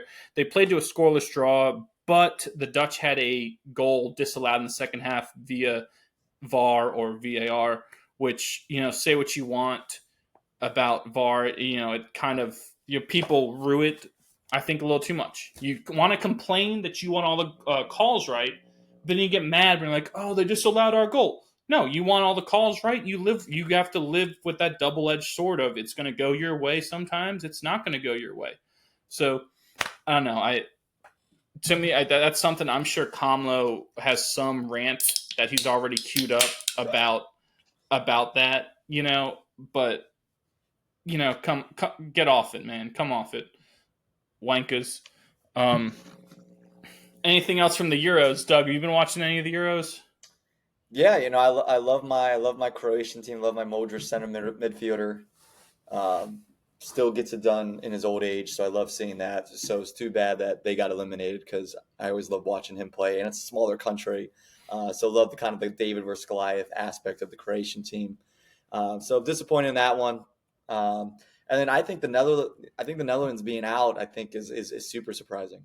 Well, I read they're going to advance because they will be one of the top 3rd place teams. Okay. Which is a weird quirk that only the Euros has where, like in the World Cup, you got the top 2 always advance and the 3rd is always eliminated. But in the Euros, you get that 3rd place team. And I think a couple years ago, Portugal made a run. They might have won it being a 3rd place team out of a group.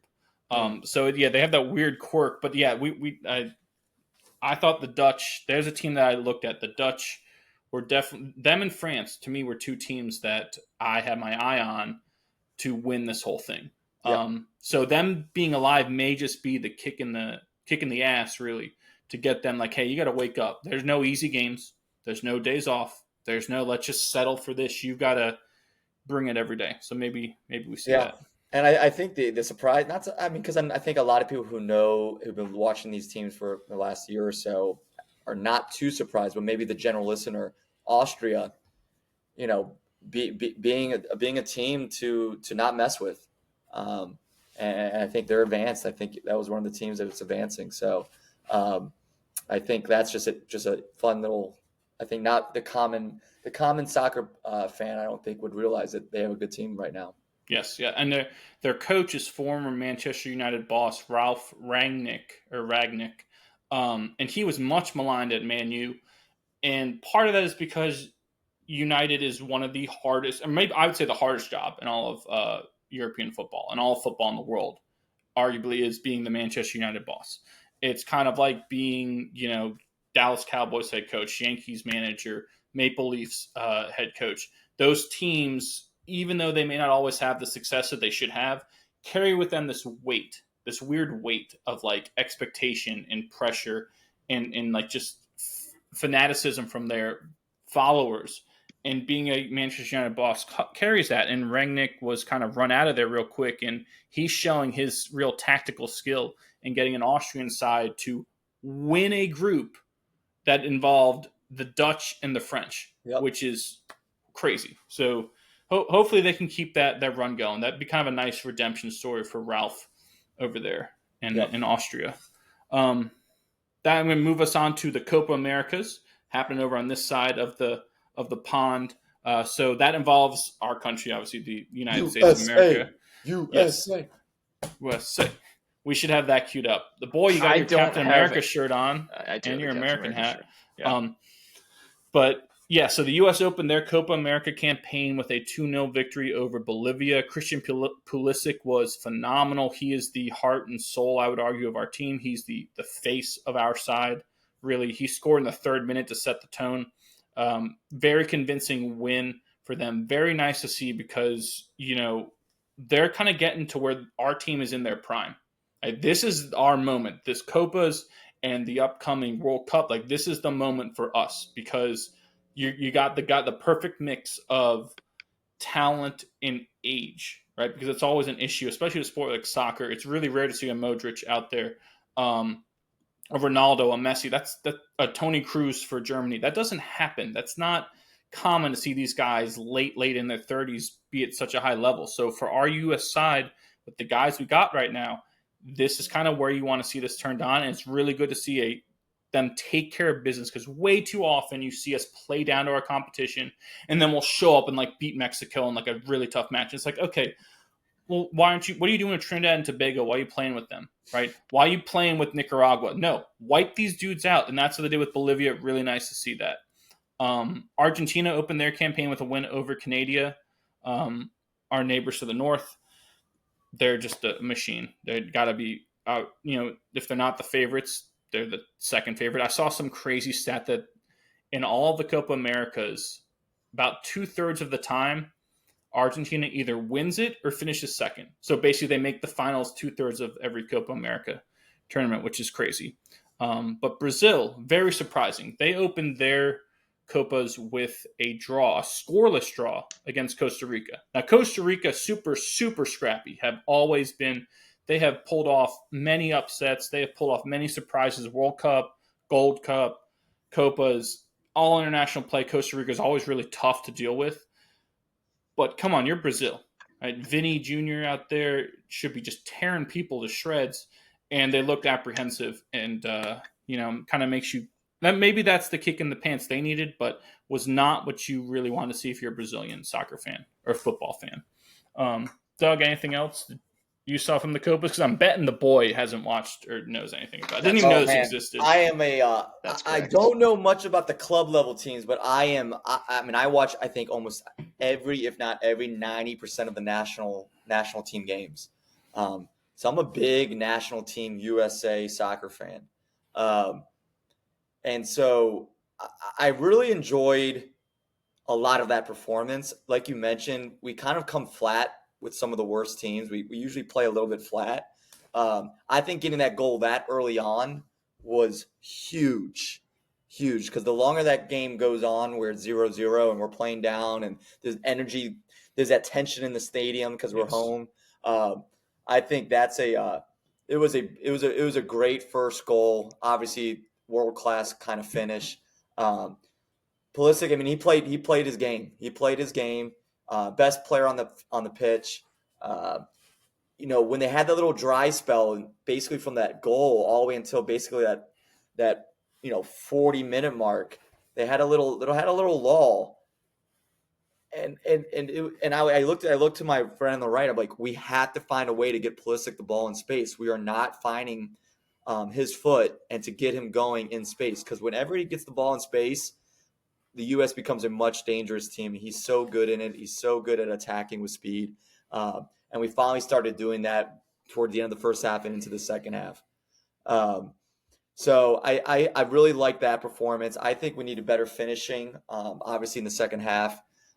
Pepe, had unbelievable types of finishes, and just needed to put one away. He kept throwing it right at the keeper.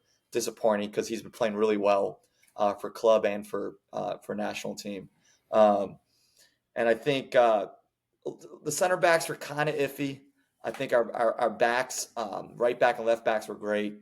It was great to see Tyler Adams back out after injury. Talk about, Pulisic might be the best player, but talks about in terms of that dude is going to compete his butt off and kind of might be a little bit one of the other heart and soul guys. Tyler Adams is definitely one of those guys, and so it was good seeing him out there. I guess he got pissed off that he got taken at halftime, even though that was the plan going in. But that's just his competitor, of course. Yes. I know it's the plan, but fuck, I want to be out there. You know what I mean? Yes. And so that's the guy that you just love having back out. We'll see. I think the Panama game on Thursday is going to be a better test to see where this team is and where their level is right now. Yeah. Panama's another team that gives people problems very frequently, very much like Costa Rica. You're right. That'll be a better kind of litmus test to see where they're at. Tyler Adams, he's the type of – is he still captain? He's wearing the armband? I would think so. Or they give that to Pulisic.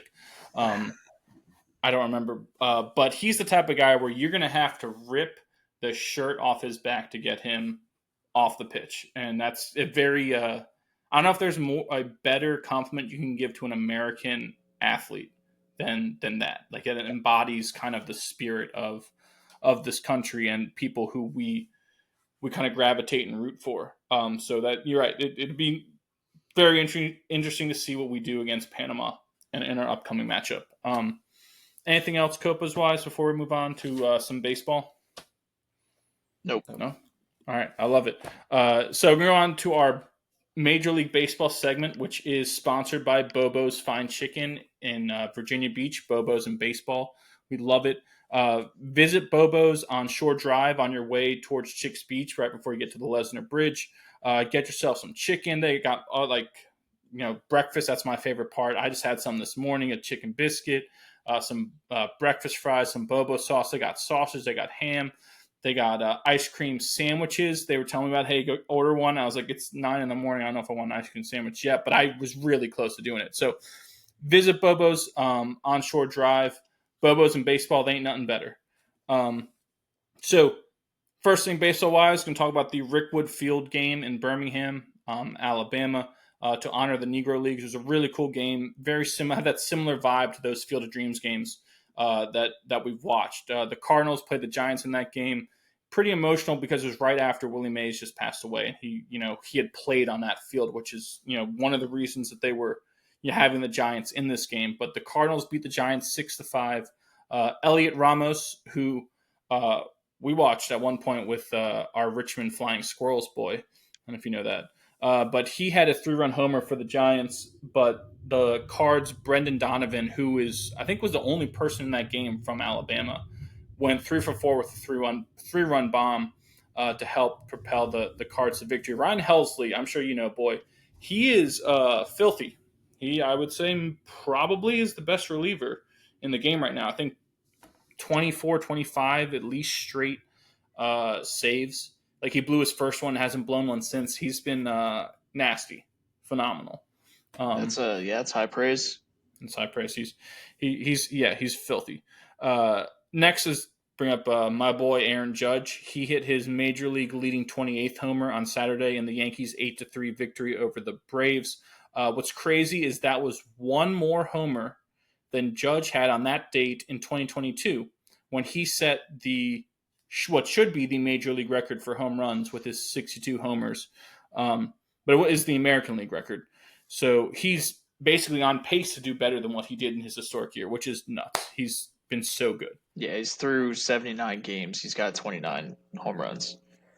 Basically, he's on pace for 61-ish and 150 runs batting in. 150? That's what he's at 75 RBI right now. Again, wild. He's only 79 games through. God, that's amazing. For someone whose April was so dreadful. Dreadful for him. It wasn't even that. Yeah, it wasn't that good. It wasn't good. Bad. And to see him do this is nuts. Another person who, boy, you brought up in our Mashing It Mondays, Shohei Ohtani is just mashing it snail right now. Ohtani hit a couple homers this week that went over 450 feet. He has the major league lead for most homers over 450 feet. Which is ahead of Judge. Judge is second. And just like 450 feet is so far to hit a freaking baseball. I don't think people get. You hear that and you go, "Oh, okay, yeah, he hits bombs." It's not just a bomb. That is so far. Like that is stupid. Like most people who are good at baseball are lucky if they can get one to go 400 feet. And he's putting these things 50. He's like almost hitting out of Dodger Stadium. It's nuts. He is mashing it right now, and it almost makes you forget that he's a pitcher. Right, that we're missing out on the other spectacle of his game, which is the mound, the pitching aspect. So, I mean, he also leads the majors right now in average because Stephen Kwan doesn't qualify yet, but Shohei's hitting 322 so far. God, it's crazy. It's crazy.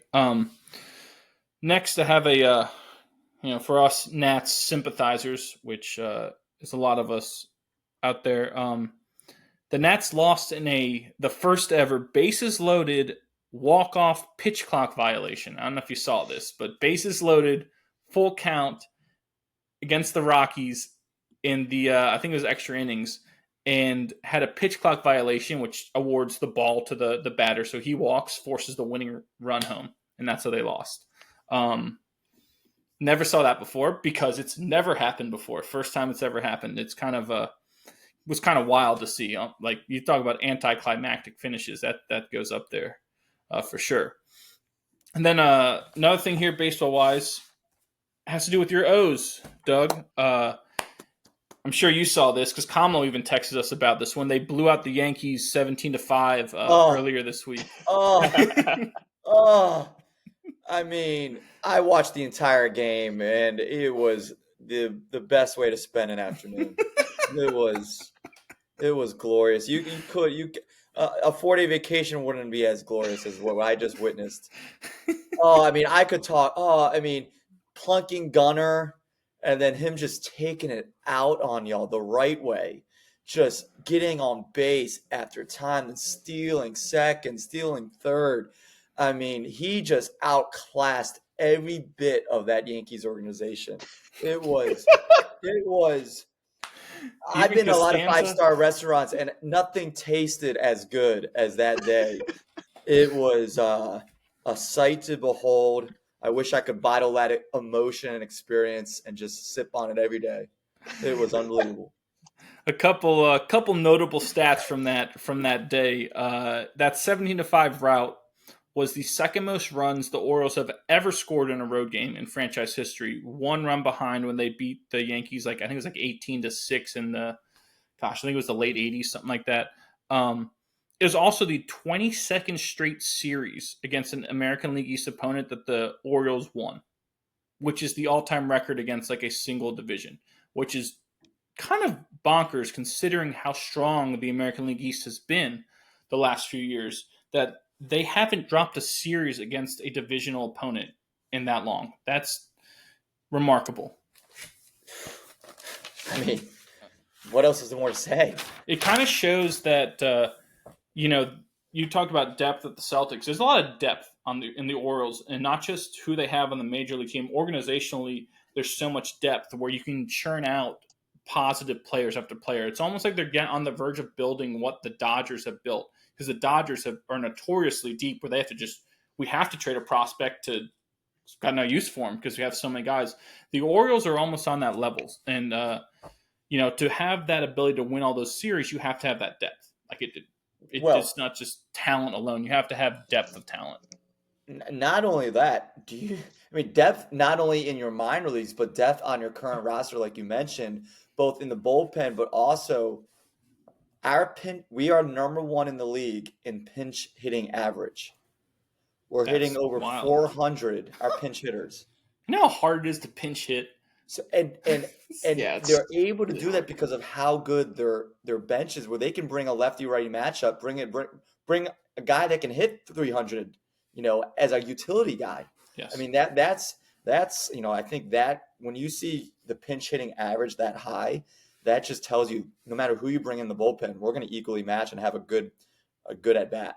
It also tells you that these guys are Brandon Hyde, the manager, is rotating these guys in enough where you're not stagnant or stale. Because you can't come off the bench and bat 400 as a pinch hitter if you haven't had consistent ABs. It just doesn't work that way. The guys throw too hard. It's too damn hard to hit a freaking baseball as it is, even if we're sitting on a tee, right? Or they were tossing it to you. So to come off the bench and do that means these guys are getting regular at bats. And he's doing a really good job of rotating, getting guys days off. I've noticed Rutschman DHs quite frequently, right? And I think you're kind of seeing them take a page out of the Royals playbook with Salvi Perez, because Perez DHs quite frequently.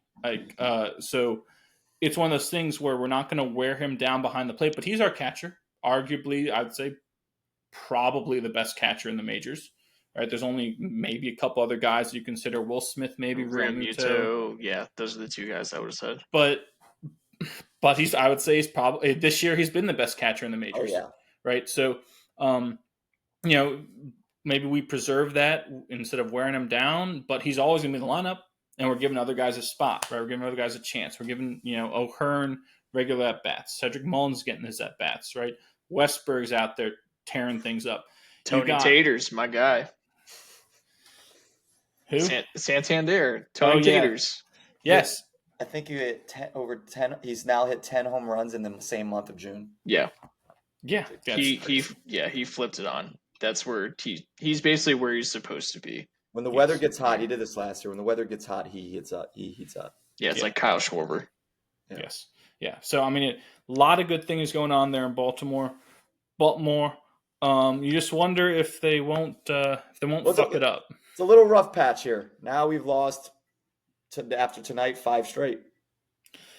Yeah, we talked about this earlier. We just emptied our what on the Yankees. Like we need a couple weeks to fill it back up. At least there's some like space there. You're Baltimore is 6.5 up in the wild card, and you're only 2.5 behind New York. Yeah.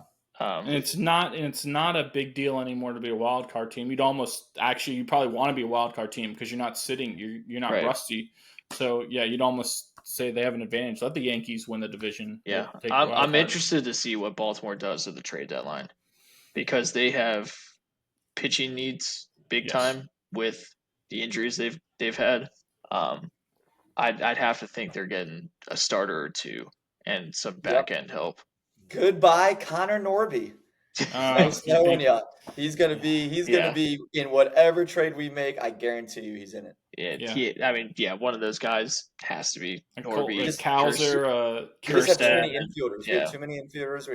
We're surplus about Kyle Stowers, smashing it in AAA. He's gonna be out. We have a guy in the pitcher and Chance McDermott. Those guys are gonna be in some type of trade. Yeah. So you're right. They may be the most intriguing team because of their glut of trade pieces, and because they said there are, as well as they played, they have glaring holes pitching wise, relief pitching wise, and starting pitching wise. I would say they are glaring holes. It's really easily to see and identify that they need this. It's not we can upgrade here or there. No, you need pitching. Everyone needs pitching, but Baltimore needs it probably more than anyone else because of the fact that they're so solid offensively. That you got to have the pitching to match it, because like you said, Boy, earlier when we were talking about the Panthers and their defense, the good defense beats the good offense and those types of sports. Baseball, the good pitching beats the good hitting, especially in the playoffs, and they're going to need that. Always happens. You always kind of get fooled into it every single postseason. Like, wow, look at this lineup. Where are the holes? And then you run into just buzzsaws of 3 dominant starters and a back end that's absolutely filthy, throwing 100. With a slide piece that looks like a frisbee, and then you go, oh well, it's much harder to hit a baseball. Yes. and then they lose 3-1. That's up. Last thing I had here for baseball wise had to do with the Miami Marlins, who haven't had the best season after they made the playoffs last year, but they've had 2 straight walk-off wins this week. They're 27-51, Nick.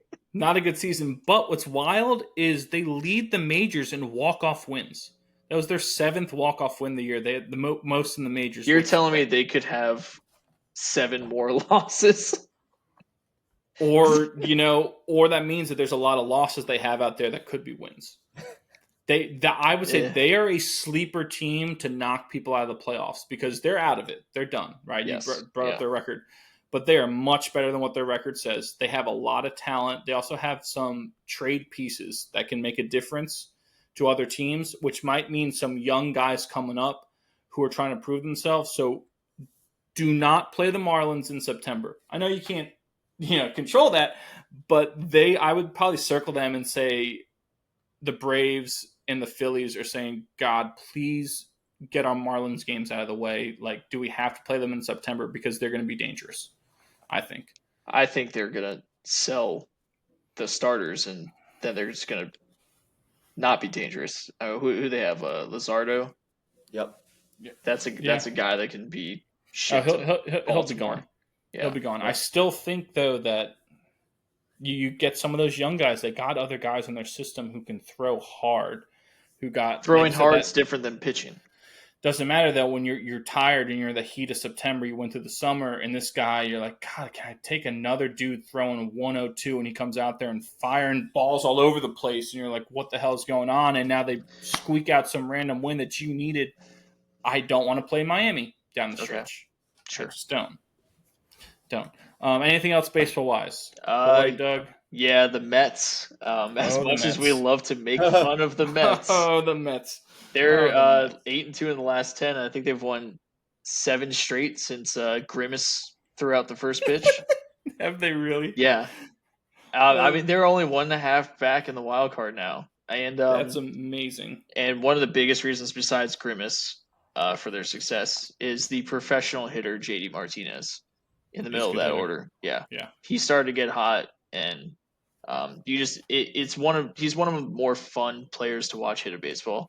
And his approach, he's been a professional hitter for the last 8 to 10 years. Yes. He'll give you a grinded out at bat every single time. Hit one to right center, yank one down the line, wherever the ball's pitched, he's gonna hit it. He's always on. I'm a big fan of JD Martinez. I think it's a big reason why the Mets have been surging. He's definitely helping some of the other hitters in that lineup.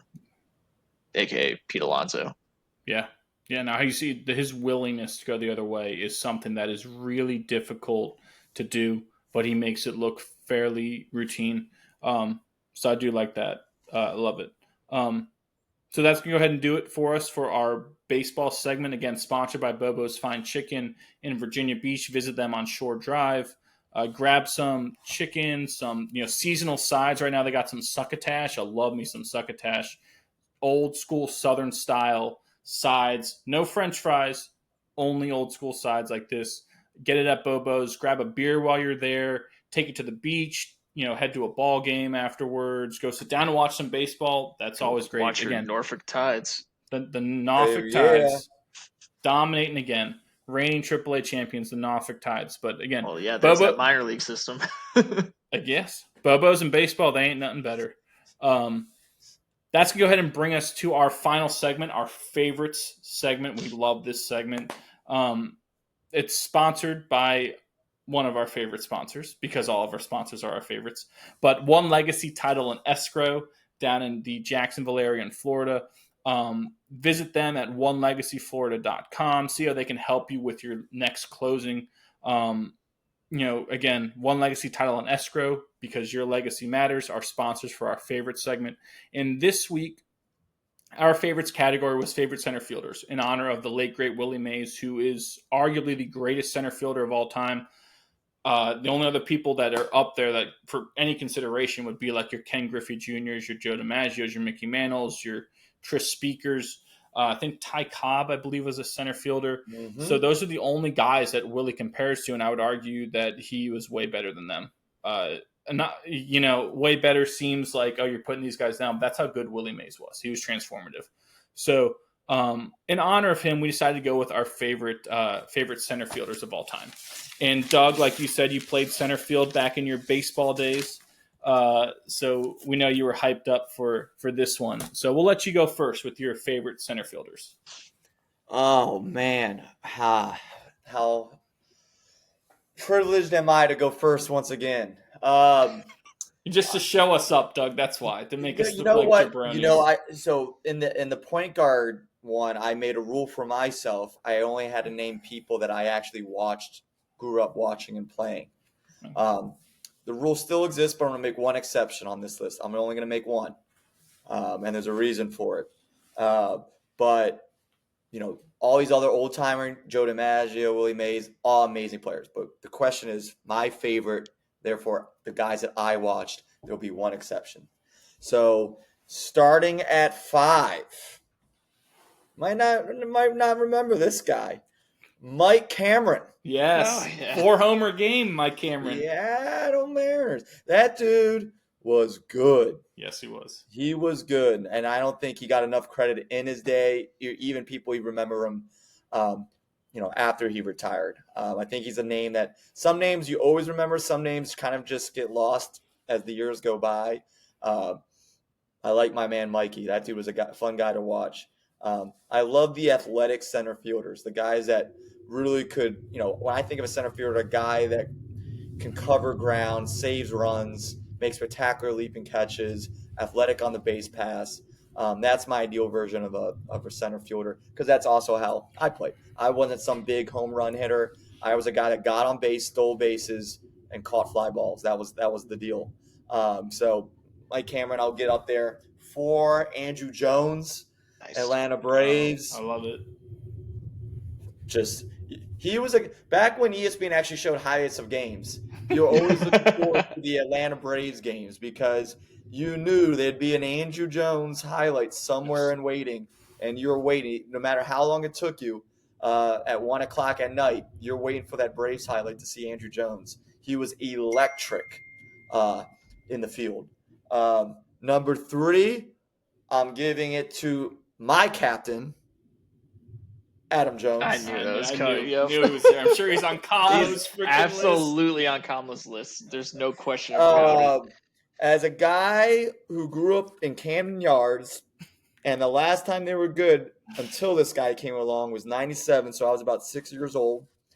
So slightly remember watching the Cal Ripken game when he broke the record, but it was like you're very, very small memories that just fade in, fade out, not really ingrained in your life as much. But man, Adam Jones, I remember his whole career when he came to the O's, when he got traded for Eric Bedard, and he was our captain.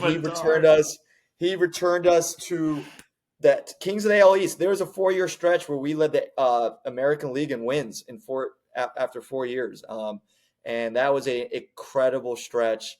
Camden was rocking for the first time since '97, like it always should be. Played with so much joy. You never went to the park. He never not had a smile on his face. That dude always had a smile on his face, always laughing, always throwing balls to the crowd, always talking to the crowd. He's still a big part of the Orioles community. Still shows love for the O's. So just wore the high socks. That's another big. If you play the high socks, you have a special place in my heart. The way the baseball pants are supposed to be worn.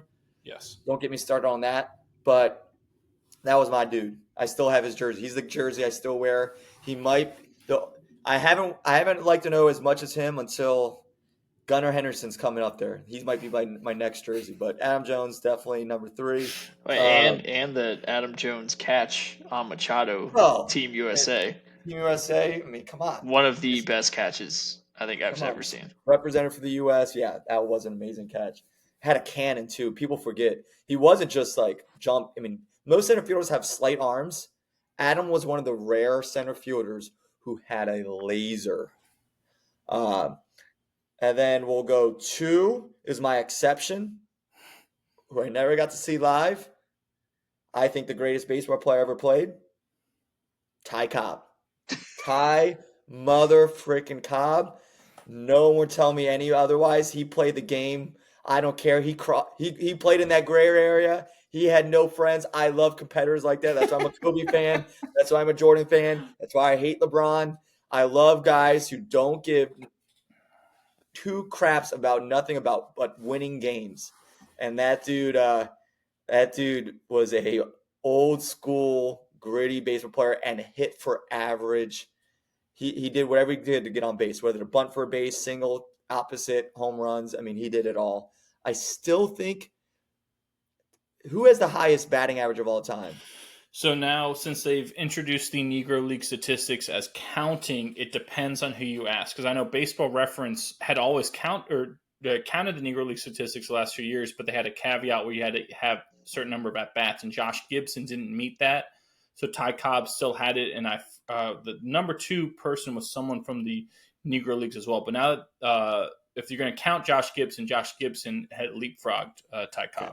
Well, I'm not counting Josh Gibson. Ty Cobb had the highest average. So I like guys who can get on base, not just for power. And one of the best lines in my favorite sports movie ever, Field of Dreams, about Ty Cobb. How he wanted to join, but none of us could stand him while he was living, so we put him to stick it. Thanks, Ray Liotta. Great line. The late, great Ray Liotta. Yeah, so one of my favorite lines. And Ty Cobb's, if you want to look at best quotes ever, just type in Ty Cobb quotes, and you're gonna see some great ones. Ty Cobb love committing assaults on the base paths and screaming racial epithets at people. You know what? Like I said, I wasn't alive, didn't see it. I'm talking about just his baseball performance. My favorite baseball player of all time. No one's gonna beat it. It was when I was like in that perfect age of like learning, like knowing sports and being educated on sports. Around like that 10-year-old. I think when you're 10, that's when you're the most, I think, into it, involved into it, reading the newspaper. Ken Griffey Jr. Yeah. No question. Number 1, I think. I don't think I even need to say much about the kid. Doug, I'm surprised Brady Anderson didn't make your list. I thought he and Adam Jones were shoo-ins for you and Komlo to be on your list. Don't like cheaters. Don't like cheaters. Don't like cheaters. Robert. You like Ty Cobb. Roger, you didn't cheat. You didn't cheat. I didn't say you didn't cheat. Roger Clemens doesn't deserve to be in the Hall. All those guys that took steroids, man, not about it. Also, he adjusted his jock strap way too often for me. It's like, dude, get in the box. After every pitch, he would have to step out, adjust his cup. Why is he wearing a cup in center field anyway? Yeah, that makes no sense. Maybe he wasn't, and he just wanted all the girls to see that he was, he had a pair. I don't know. Hey, the ladies love Brady Anderson. I mean, come on. I mean, he was a good player. I'm kind of doing this for Jess, but not my top 5. I love it, boy. Yeah, I struggled with this list. There are a lot of great center fielders. This center field is one of my favorite positions. I did play a touch of it when I wasn't playing shortstop, but I love center field because you are in control. Every single ball is yours. You go get it, and no one's going to tell you not to. But to start with my list, I also have one person that I did not see. Everyone else is someone that I watch. To start, for honorable mention, Griffey. I feel like you just have to have him on there as one of the favorites. He was never one of my top 5 guys, but I caught him later on, Doug. Okay. I caught him later on when he was like on the Reds. Showing his age. Yeah. Number 7. Sorry, Doug. It's my favorites list, not yours. You already had yours. It's my favorite list. Number 7, Jim Edmonds, the cover of Slugfest. Yes. Jim Edmonds. Hit almost 400 home runs in his career. Power hitting center fielder for those Cardinals teams. Absolute fun time to watch him. But my last honorable mention, Willie Mays. I think he's the best overall baseball player ever. I remember when we went to Cooperstown when we were younger. I forget how old it was, but I remember us going and looking at the plaques. I remember seeing Willie Mays and the numbers he put up, and I was like, that's the best player ever. Like, you're not going to tell me someone else put up better numbers. And maybe he's not the best hitter ever because I believe Ted Williams is, but I think the best overall player is Willie Mays. But to get into the crux of it, number 5, Andrew Jones, one of the best defensive center fielders, could hit for power. He could do everything. And I think, Nick, you have that stat of a guy that's won, 10 gold gloves, 400 home runs. Yes, yeah. There's only I think it's 4 people who have ever won 10 Gold Gloves and have over 400 home runs. It's Ken Griffey Jr., Mike Schmidt, Willie Mays, and Andrew Jones. Yeah, how Andrew Jones is not in the Hall of Fame yet? It's a joke. He needs to be in. I don't get it. Yes, agreed. Number 4, I believe it's the jersey you're wearing right now, Nick. Josh Hamilton. Yeah. He might be the most talented person to ever play baseball. And just unfortunately got caught up with drugs and other issues, but when he put it together a season, it was different. And we saw him in Camden Yards. We got there early for batting practice. No one else hitting a baseball sounds like that off the bat. It is such a different, sounds like a shotgun going off. He hit I think 3/4 of the way up the scoreboard in center field in batting practice. Still rising too. Yeah. It wasn't like it was. Those were 500-foot shots he was hitting, legitimately. Like not exaggerating. Those balls, if they had StatCast back then and were tracking them, they were 500-foot home runs. He was must watch all the time. And the show he put on in the home run derby in Yankee Stadium, greatest home run derby ever, just because of him. And he didn't even win it. I know. Number 3, Torrey Hunter, who I think is the best defensive center fielder. Wait. You remember Torrey Hunter? Why would I not? Remember Ken Griffey? Wasn't Torrey Hunter? Torrey, I guess it was a little bit older. Yeah, Torrey Hunter's a little older. He was a little bit older. Torrey Hunter was awesome, though. Torrey Hunter was fantastic. The catch he made in the All-Star game catch is a memory burn. Yes, it is. Barry Bonds hit one first inning, and Ichiro looking at it and just going whatever. Huh. And then Torrey Hunter comes flying in out of nowhere to rob the home run. I mean, he was the best, I think, home run robber, if I'm saying that correctly. Torrey Hunter had great offensive stats too. Yes. Number 2, this was my favorite growing up as a little kid, Johnny Damon. Captain Caveman put up some numbers that you don't realize. He does have 2 World Series wins.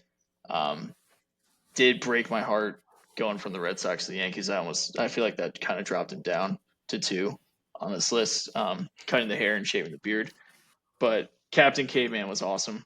One of the biggest reasons, he was the heart and soul of that Red Sox team that broke the curse. Number 1, Mike Trout. He, to me, is must watch every night. I wish he could stay healthy. We've lost 5 years of his prime, I think, at this point. He would be at 500 home runs already. He's already a Hall of Famer. He's absolutely electric, 5-tool player. I mean, he's one of the more talented guys we've ever seen. He's must watch. I just love putting on a game and seeing all right, what's Trout doing in this at bat? Yeah. See him hit one 430 feet to right center. Yeah. He's the might of Millville. It's amazing. I love it, boy. My list, Doug. I don't have Ken Griffey Jr. on my list. See, I at least honorable mentioned him. What are we doing here? It's nothing that I didn't like him. It's my favorites, and there were several guys that I liked more. Maybe it's part of me. Even though he is out of those prolific home run hitters of the 90s, he's the only one who didn't cheat, right? So maybe kind of he gets lumped in unfairly with those guys to me. And I think that's what makes him for me stand out. Yeah. But I think that swing, people, if you ask anyone in the game, that swing, people say is one of the most pure swings. Yes. Because what's amazing about his swing was it was direct, but it also, was long. It was short and it was long. And that's like an oxymoron, doesn't make sense, but it really was. And it had that uppercut to it. But again, it wasn't loopy. It to the naked eye, you might say it looped, but no, he was going straight to the ball. It was almost perfect, right? It was direct uppercut, launch angle, all those things. He would have been a StatCast darling if we had him now. Yeah. But I think at least mindset wise, I think that may be why I don't have him on my list is because I lump him with those other guys who were cheating, and obviously he was not cheating, and so that kind of, and I think being in Seattle for me as a Yankees fan, that didn't move the needle, as the boy likes to say, as much, because they never won anything. You had the greatest season ever, right? 0-1, where they set the record for most wins, but then got eliminated in the ALDS, like the first round. So I think that may be why I don't have him. But honorable mentions for me, the great Willie Mays Hayes from the Cleveland former Indians. You may run like Willie, but you hit like shit. So Willie Mays Hayes got a pair of batting gloves for every base I steal this year. So have him on there. Torrey Hunter, I have him as my honorable mention. Like you said, all you need to say, boy. But what I love about Torrey Hunter is how productive he was wherever he went. In Minnesota, in Detroit, and in LA was productive. I think probably made an all-star team at all 3 locations. He was such a great player. Maybe the premier defensive center fielder of our generation, one of the best defensive center fielders of all time. He's my honorable mention. Number 5, Curtis Granderson. I love the Grandy. I knew that was coming. I love Curtis Granderson. He was in my honorable mention. Yep. I wish the Yankees never got rid of him. I wish he stayed and played out his career. I understand why they did, because they recognized he was, past his prime. But man, I love Curtis Granderson. He's fantastic. He's a great analyst now on TV for Fox, but that the Grandy man can. Number 4, Mike Trout. Quick story about Mike Trout. My wife, Jordan, was going on vacation in the LA SoCal area, and she's like, well, what is there, is there something to do? And I was like, well, give me a second. I was like, hey, this guy named Mike Trout, because it's pretty early in Mike Trout's career. I was like, this guy named Mike Trout plays for the Angels. You guys should go to the stadium. The stadium looks pretty. It's got the rocks, and she's there with all of her girlfriends. And I was like, go to a game. And she's like, why would we go to a game? I was like, just ask them. Sure as shit, they wanted to go to the game. They're like, yeah, sure, let's do it. We got nothing else to do. So they go to the game, and they watch Mike Trout hit 2 home runs. Jordan captured one of them on her camera back when not everyone had smartphones, and literally got the pitch. He hit it, and he hit it into a guy who had a net up that said Trout Net. And the guy caught the ball, his home run that he hit the right center over the big scoreboard. And she got that on video, and I was like, that is so cool. Mike Trout is the guy of our generation. It is so criminal that he hasn't been in the postseason, that we can't all get to see him, especially with him playing on the West Coast too. It's sad, really, for the game of baseball. I think it has hurt the game of baseball popularity. If this guy played, even if he played, not to bash your O's, but for your Baltimore Orioles, even if he was there, it'd make a huge difference in the landscape of baseball, because of him being on the East Coast. And being on the West Coast and not winning is, an irrelevant thing. And that's a shame, really. I love Mike Trout. His catch against your O's in Camden when he was young, it might have been his rookie year, is phenomenal. When he leaped and robbed that home run over the center field fence is just stupid. He's one of the best athletes we've seen play baseball. Number 3, I have Bernie Williams. Bernie is exceedingly underrated because he played on such talented teams for the Yankees. Bernie, being a switch hitter, was so pivotal to those teams. He was always batting 3, 4, or 5 in their orders. With all the talent that they cycled through there, he was such a staple, played his whole career in New York for the Yankees. He was so good. He did it all-star teams, gold gloves, hit for average, hit for power, spray the ball. He was a tough out, and he was a great clubhouse component, and he's one of the reasons that they were so successful. And he doesn't get the credit, because I always say, though, the core 4, which would be like Pettit, Rivera, Jeter, Posada. No, it's really the core 5. Bernie Williams was with them for all those years, and he deserves the credit. For whatever reason, he doesn't get the credit, even from New York fans. And Bernie was pivotal. They don't win any of those things without Bernie. He's fantastic. Hell of a musician, too. Yes, he is. I believe he's won a Grammy or been nominated for Grammys, which is kind of wild.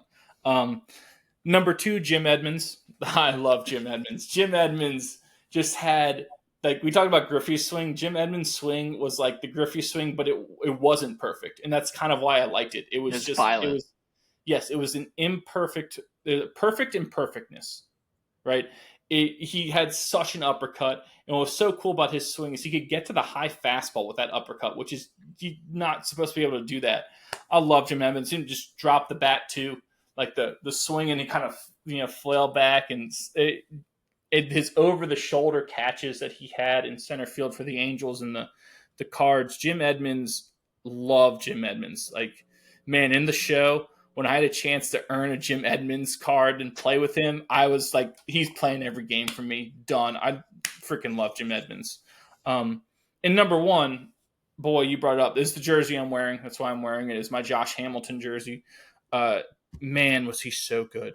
It's really a shame, and it kind of shows, the difficulty of being human, of what happened with Josh Hamilton, because this is a guy who had all the talent in the world, and he was able to put it together.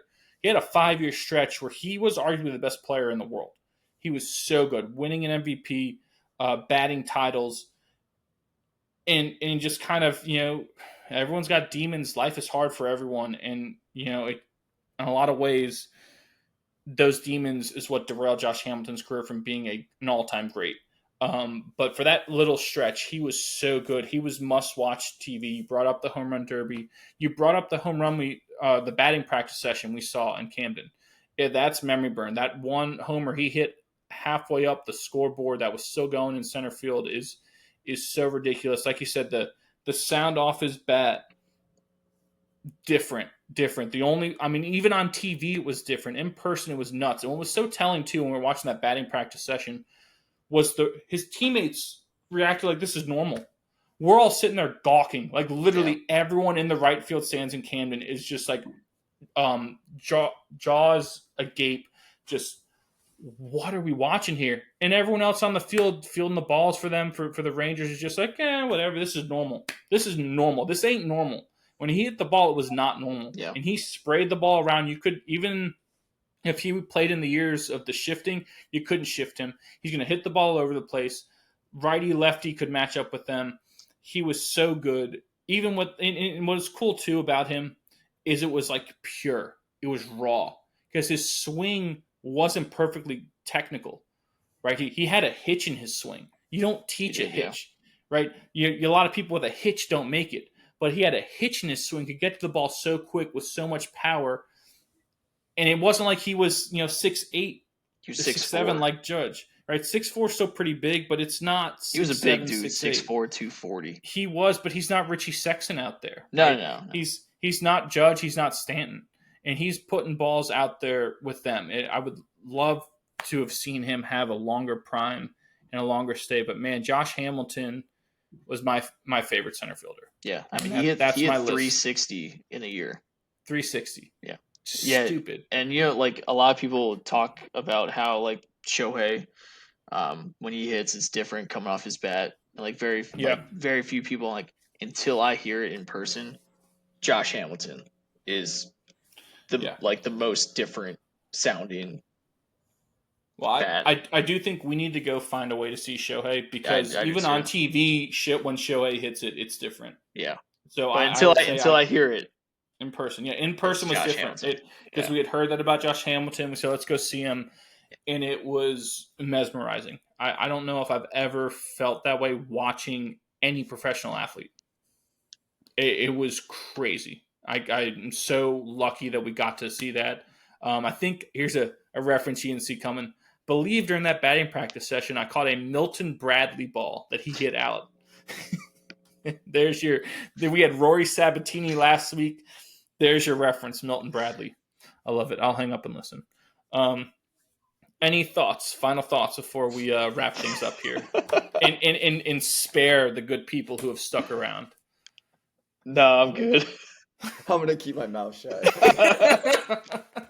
I love it. I don't know who's listening to this podcast, but let's see. Your top 5 was a drug addict, a musician, and an imperfect swinger. Yes. All right, just making sure. All right, got it. Yep. All right. Yep. Just wanted to a recap. Got it.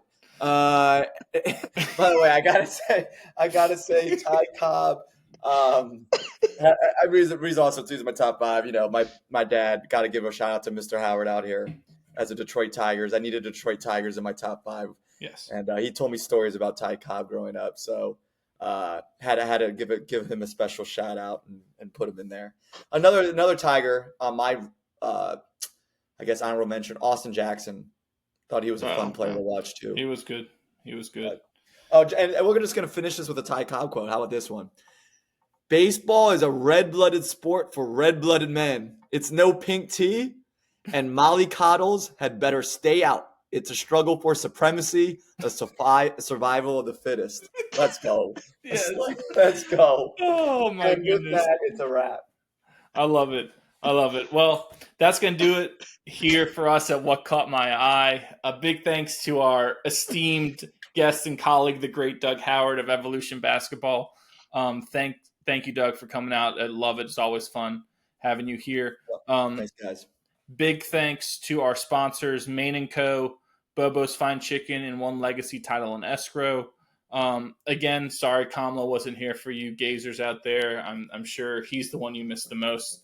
But that's going to do it for us here at What Caught My Eye. Remember, follow us on our socials at WCME_sports on Instagram, on X, and Facebook. Visit our website at WCMEsports.com. Our new episodes drop every Wednesday at noon on Spotify and on YouTube. Like, comment, subscribe, all those good things. For those of you out there, thank you for watching and listening. We love you guys. We love hearing from you. As always, be decent to each other. Take care, Guatemala. Have a good one, and we'll see you next time. Yes.